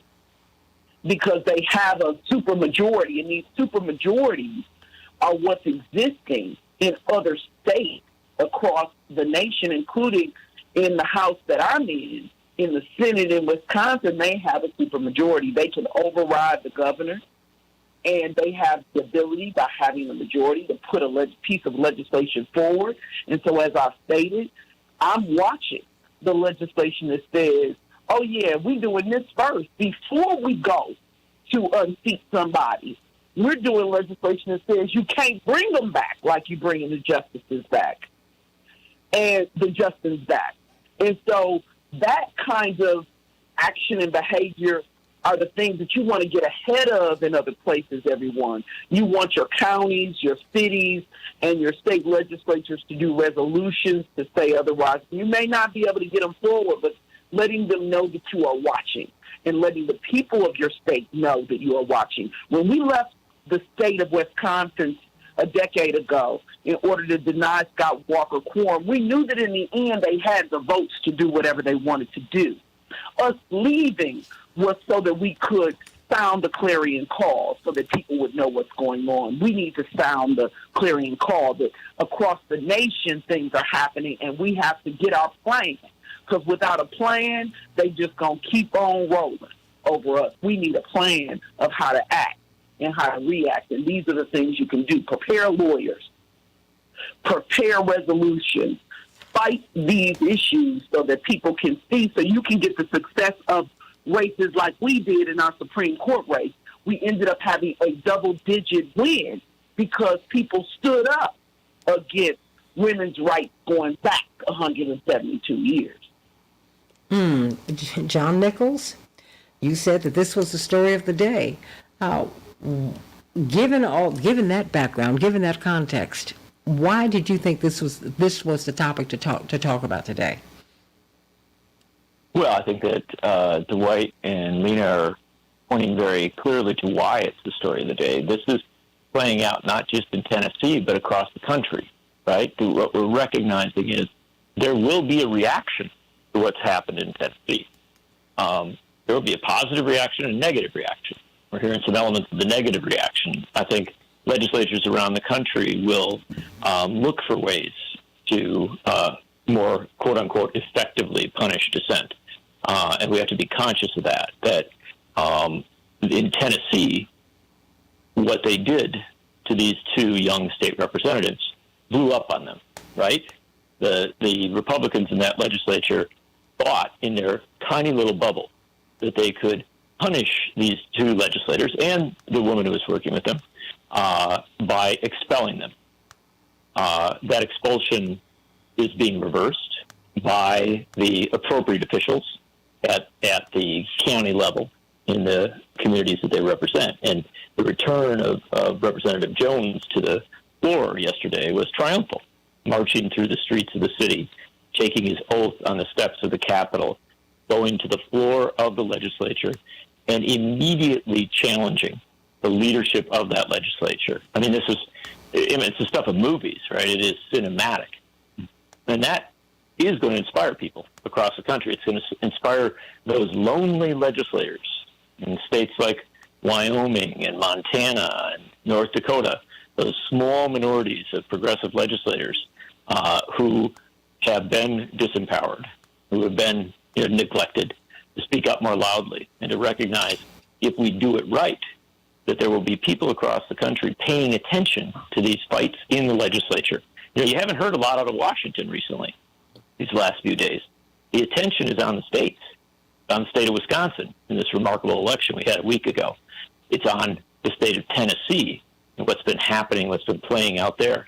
It's on other states around the country where we will have vital elections and contests this year. And so this is the fight back and forth, and it's one that progressives have to jump into. As Senator Taylor was saying, this is a time where we have to step up and recognize that there are going to be threats, but there are also going to be opportunities. And let me identify what I think is perhaps the most important opportunity of this year. The two state reps, Representatives Pearson and Jones, will be returned to the legislature. Jones already, Pearson soon. And they will be on the floor of that legislature. They may face a future expulsion threat. We don't know that. But they will certainly have to face a special election. Under the rules of Tennessee, they will have to go to the voters sometime this year, maybe in relatively short order. Those special elections become incredibly important because these are the opportunities where the voters can signal, and they should be mass turnout, right? These should be, even if Representatives Jones and Pearson don't have opposition, doesn't matter. They should organize. They should have massive voter turnout. They should be huge, huge events so that there is an absolutely clear signal that these elected officials are the choice of the people. And using these special elections as that sort of educational tool becomes a way to bring this full circle, right? And to strengthen not just them, but the concept that when you expel legislators, you are really not just expelling them, you are expelling their constituents. And I'll take it back, one final note here, to the 1960s. relatively parallel case. Julian Bond was elected to the Georgia State Legislature in 1965, and right before he was sworn in, he avowed his opposition to the war in Vietnam, parallel to Dr. King, and he said the war was wrong. The legislature refused to seat him. They refused to seat him because they said of his anti-war stance. They refused to seat him because he was a young black civil rights organizer who had been elected to the legislature, and they knew he would be a powerful force. They didn't want him there. The interesting thing was he was then sent back to his district, back to a special election, in which he was overwhelmingly reelected to the legislature. He presented himself as absolutely the voice of the people of his district. And it was through that process that Julian Bond became not just a local figure or a state figure, but a national figure. And part of our duty now in the 2020s is to recognize the power of what's going to be happening in the next few months in Tennessee. We cannot look away. We have to look in. We cannot move on from this. We have to move with it.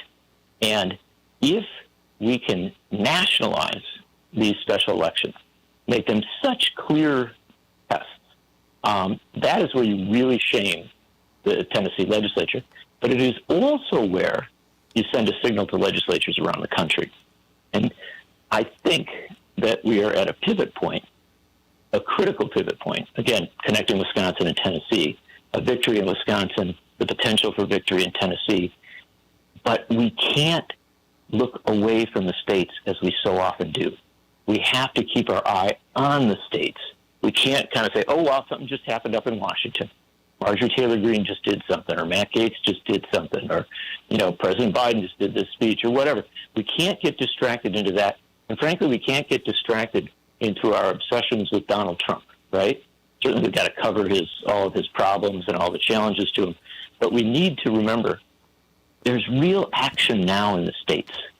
And we have to focus on that. If we do, I just think the potential is amazing. And I said on TV the other day, we were talking about Tennessee, and I said, look, then Lena Taylor will confirm this for me. 10, 12 years ago in Wisconsin, it looked pretty bad. The Republicans were rolling over the Democrats. They were winning. They won a Supreme Court seat in 2011. They won the recall fight in 2012 with Scott Walker. And it was really looking like perhaps Wisconsin was becoming, not a battleground state, but moving to being a red state, moving to being a more conservative state. People in Wisconsin didn't give up. They kept that focus. They kept that fight going. It took time. And I believe that keeping the focus, keeping the fight over time, with every wise word that Dwight's offered here, with every wise word that Lena Taylor's offered here, over time, Tennessee can make that same transition. And every state can. We just have to recognize it doesn't come easily, and it won't happen if we turn our attention away. We have to keep our focus. This becomes one of the most critical struggles that we will face over the next few months, over the next few years. But it's a struggle that can be won. Or allow it to be turned away. We had Bryce Green from Fairness and Accuracy reporting at the top of the show. I think he calls it Trump washing. Well, they did not cover 15 million people losing Medicaid. That's what's on track to happen.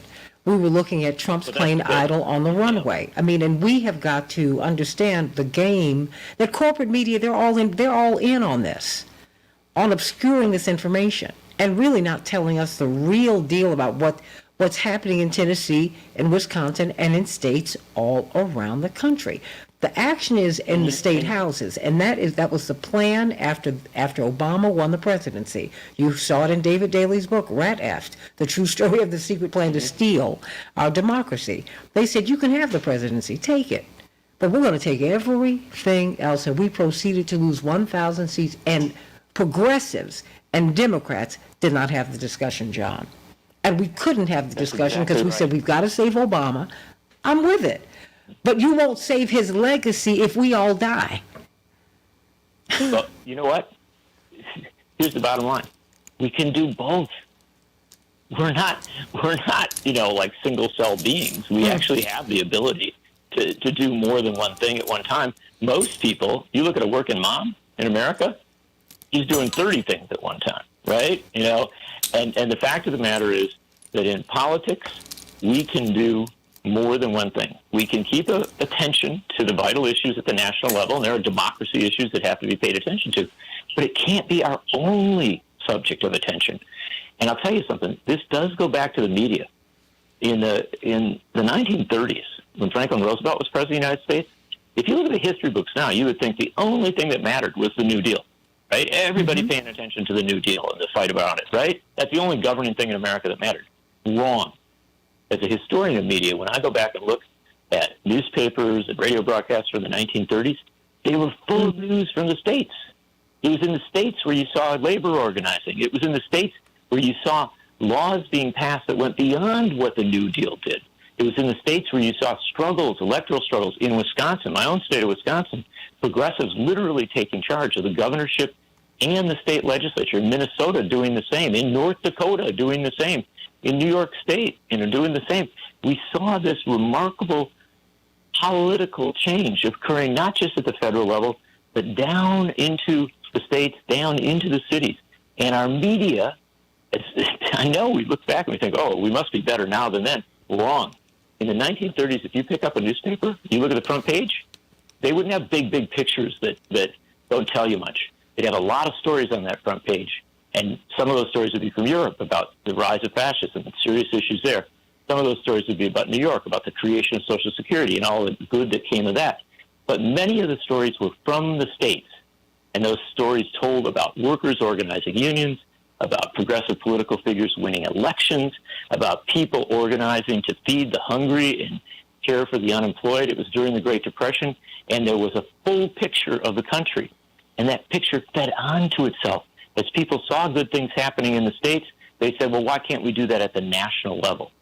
And so this is a moment where we need to do the same. It won't be as easy in some ways because our media is so much less attentive to the States.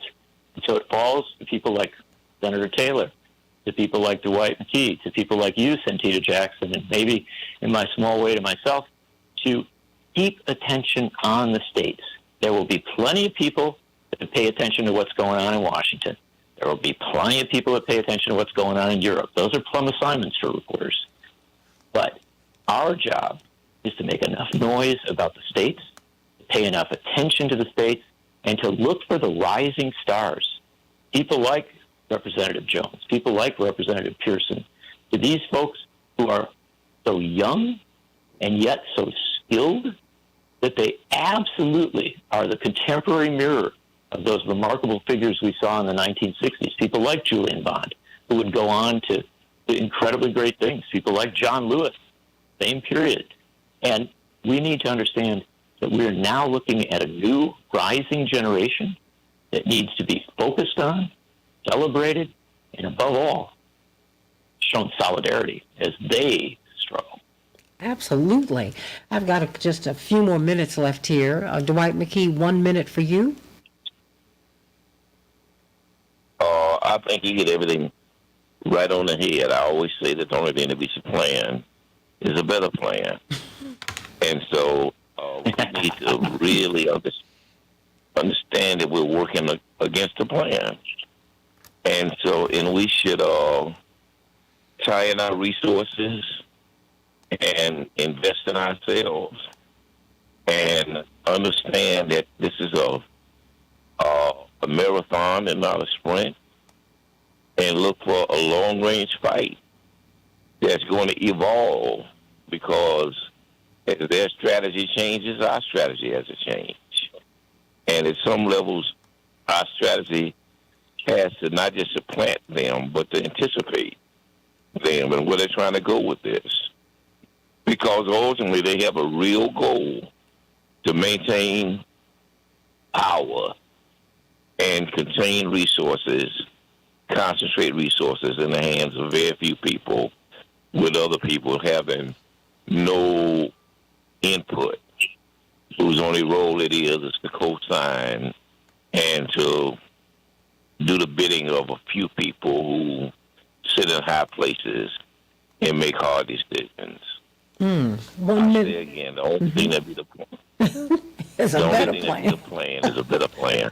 And which means we've got to study these people and their plans. We need to know that they are planning. They are planning some things, Senator. They are planning some things. They are moving. They are doing their thing. Couple minutes for you before we go. And they definitely are moving. And if we are not paying attention to the state, as John has said, then we'll miss it. So I don't know if we've already missed what happened in Mississippi. But what happened in Mississippi is the usurping of that local control. Mm-hmm. That's the same thing that happened, but in a different way, with the Tennessee representatives. In Mississippi, they did it with prosecutors, and they're doing with judges in that kind of way. Here, they're doing it in Tennessee with those individuals that were state reps, because if they don't agree, if they don't like what you're saying or how you're ruling for judges, then they're going to get rid of you. And in Wisconsin, they're doing the step that says, oh, no, you won't be able to put people back like the representatives in Tennessee will be able to be put back. We're doing legislation to block the ability for that to happen if we get rid of someone locally like what they did in Mississippi.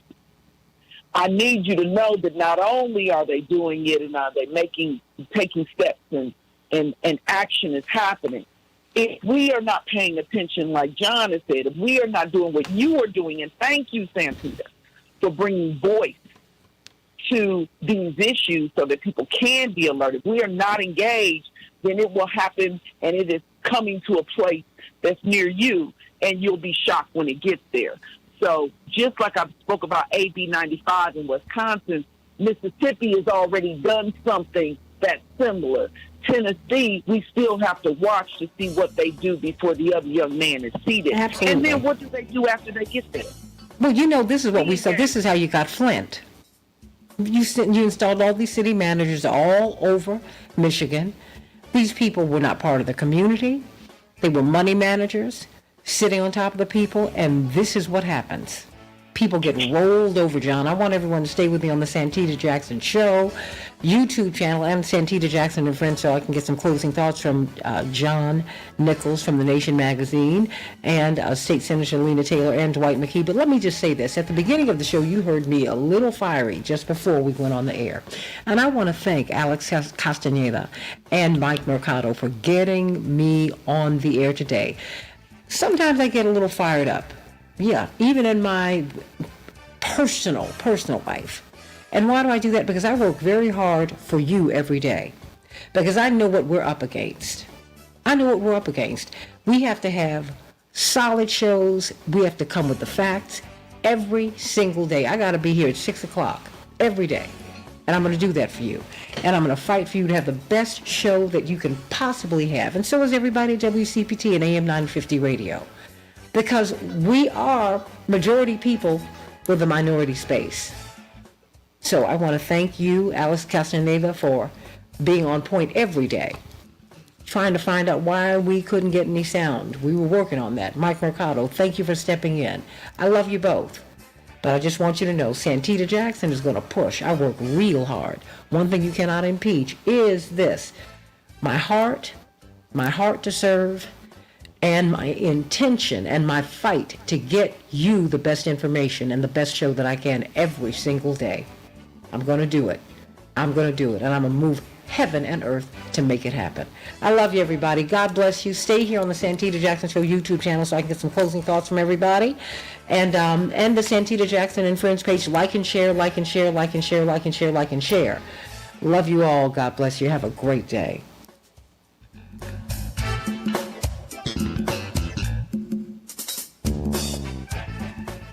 John, do you have anything else? Is there something that we did not cover? I don't think there's much. I think we covered it very well, and it's not to, diminish the many issues that lie ahead. But I think it's really vital to just close that circle, and Dwight and Lena Taylor have both done so very well, to say that we're in a great moment right now, not a bad moment, a great one. We've got a victory in Wisconsin to point to, victory in Chicago to point to, things at the grassroots level, at the local level that really matter, at the state level that really matter. We've got a fight in Tennessee that is exciting and that is being led by dynamic figures who, have not let us down at any turn, who have in fact gone from strength to strength. And so that's all good. But it's also a perilous moment. I've seen it happen. I saw it happen in Wisconsin back, 12 years ago. Wisconsin was the center of everything that was happening. Everybody paying attention to it.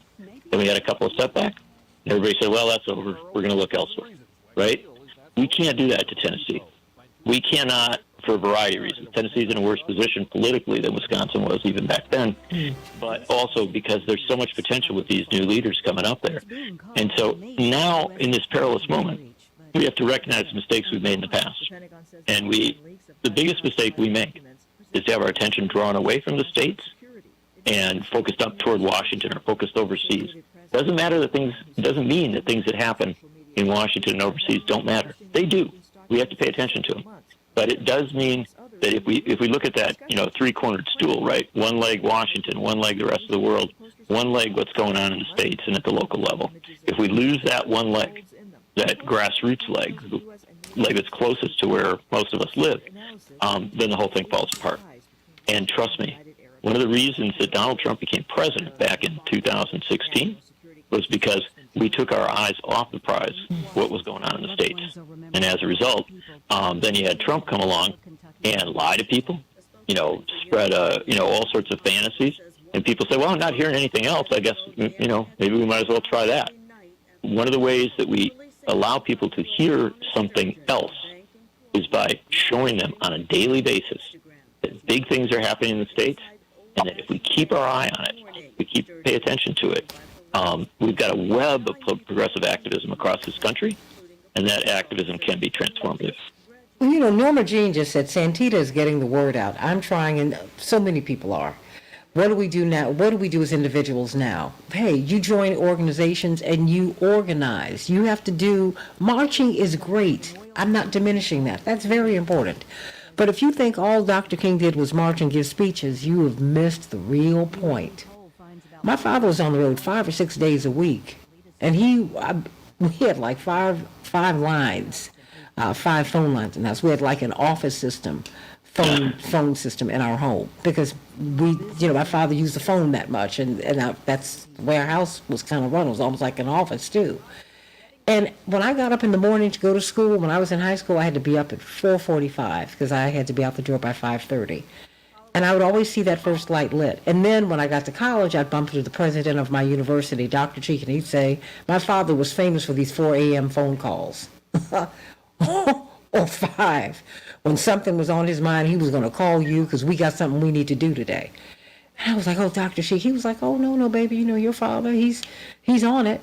He's thinking about it, and it made me do blah, blah, blah. I mean, it takes that kind of work. It takes that kind of engagement, John and Lena. I mean, and I think that's what Lena, when you got to spend time with Reverend, you saw that this is work that you do all day, every day. You can't stop, don't stop, won't stop. You cannot stop, Lena. And you got to be vigilant. You've got to watch everything all the time. That's why we're talking about Wisconsin. That's why you're talking about Jackson. We're talking about Michigan. This is happening everywhere, and we need to be engaged with that, State Senator. Yes, we do. And I just want to also say, although I agree with the things that John Nichols said, I just want to say, don't forget the sister, the representative who stood with them. That's right. She is, she's not new, and she's not young.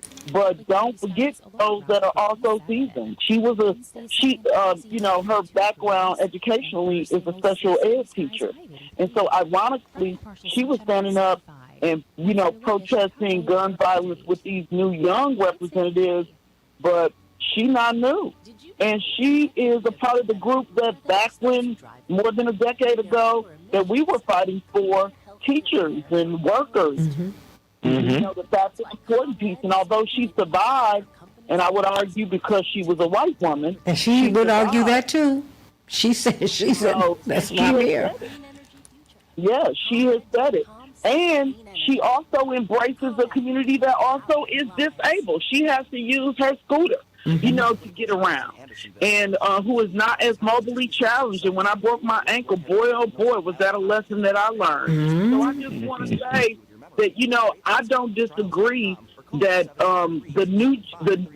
there's a generation that is definitely engaged, and that those young people are engaged and becoming elected. But I'm of the belief system that wisdom, like the wisdom of Reverend Jackson and the wisdom of Representative Johnson, that those are important pieces. The wisdom of a state senator, Lena Taylor, those are important pieces. And so we've got to embrace this new place we're in and do it together. Amen. Dwight McKee? So true. Oh, absolutely. Dwight, now I'm going to have you close this out, John. Dwight McKee? Well, we have to really not just be vigilant, but we have to be educated. We have to understand what we're looking at. I used to always marvel with Pat Robertson, which was as right wing as you could be. They understood that if you float your patriotism and a theology, that you could get old black people, to pay for their own unraveling. And a lot of his base and a lot of people that supported his organization was old black women who believed in the Lord, who were on welfare, who took a tenth of their little welfare checks and sent them to PTL or something, not understanding that they were financing their own demise. We don't just have to be vigilant, we also have to be educated and really understand what we're looking at. John Nichols, why don't you put a bow on this for us? I think Dwight did a very good job of putting a bow on, as did Senator Taylor. And I'll just pick up on something Senator Taylor said. It's when we look at these three folks down in Tennessee, we see the future and we see the possibility, right? We see these young black leaders. We see this somewhat older white leader. We see them surrounded in the streets by a multiracial, multi-ethnic coalition of very young people in many cases, but also elders who've come out and stood at the side of those who were expelled and are now returning.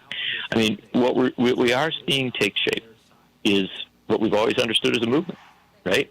And a movement turns no one away, welcomes everyone in, looks for the opportunities to show solidarity, where that is all they can do, but then also looks for the opportunities to win. And the fact of the matter is, there are potentials for victories in Tennessee with special elections, which will be held. We should not turn our eyes away from them. And we should always keep conscious of the fact that victories sometimes take time to achieve. We will achieve them if we keep our focus on the states and on the issues we're talking about. But we will not achieve them if we turn away.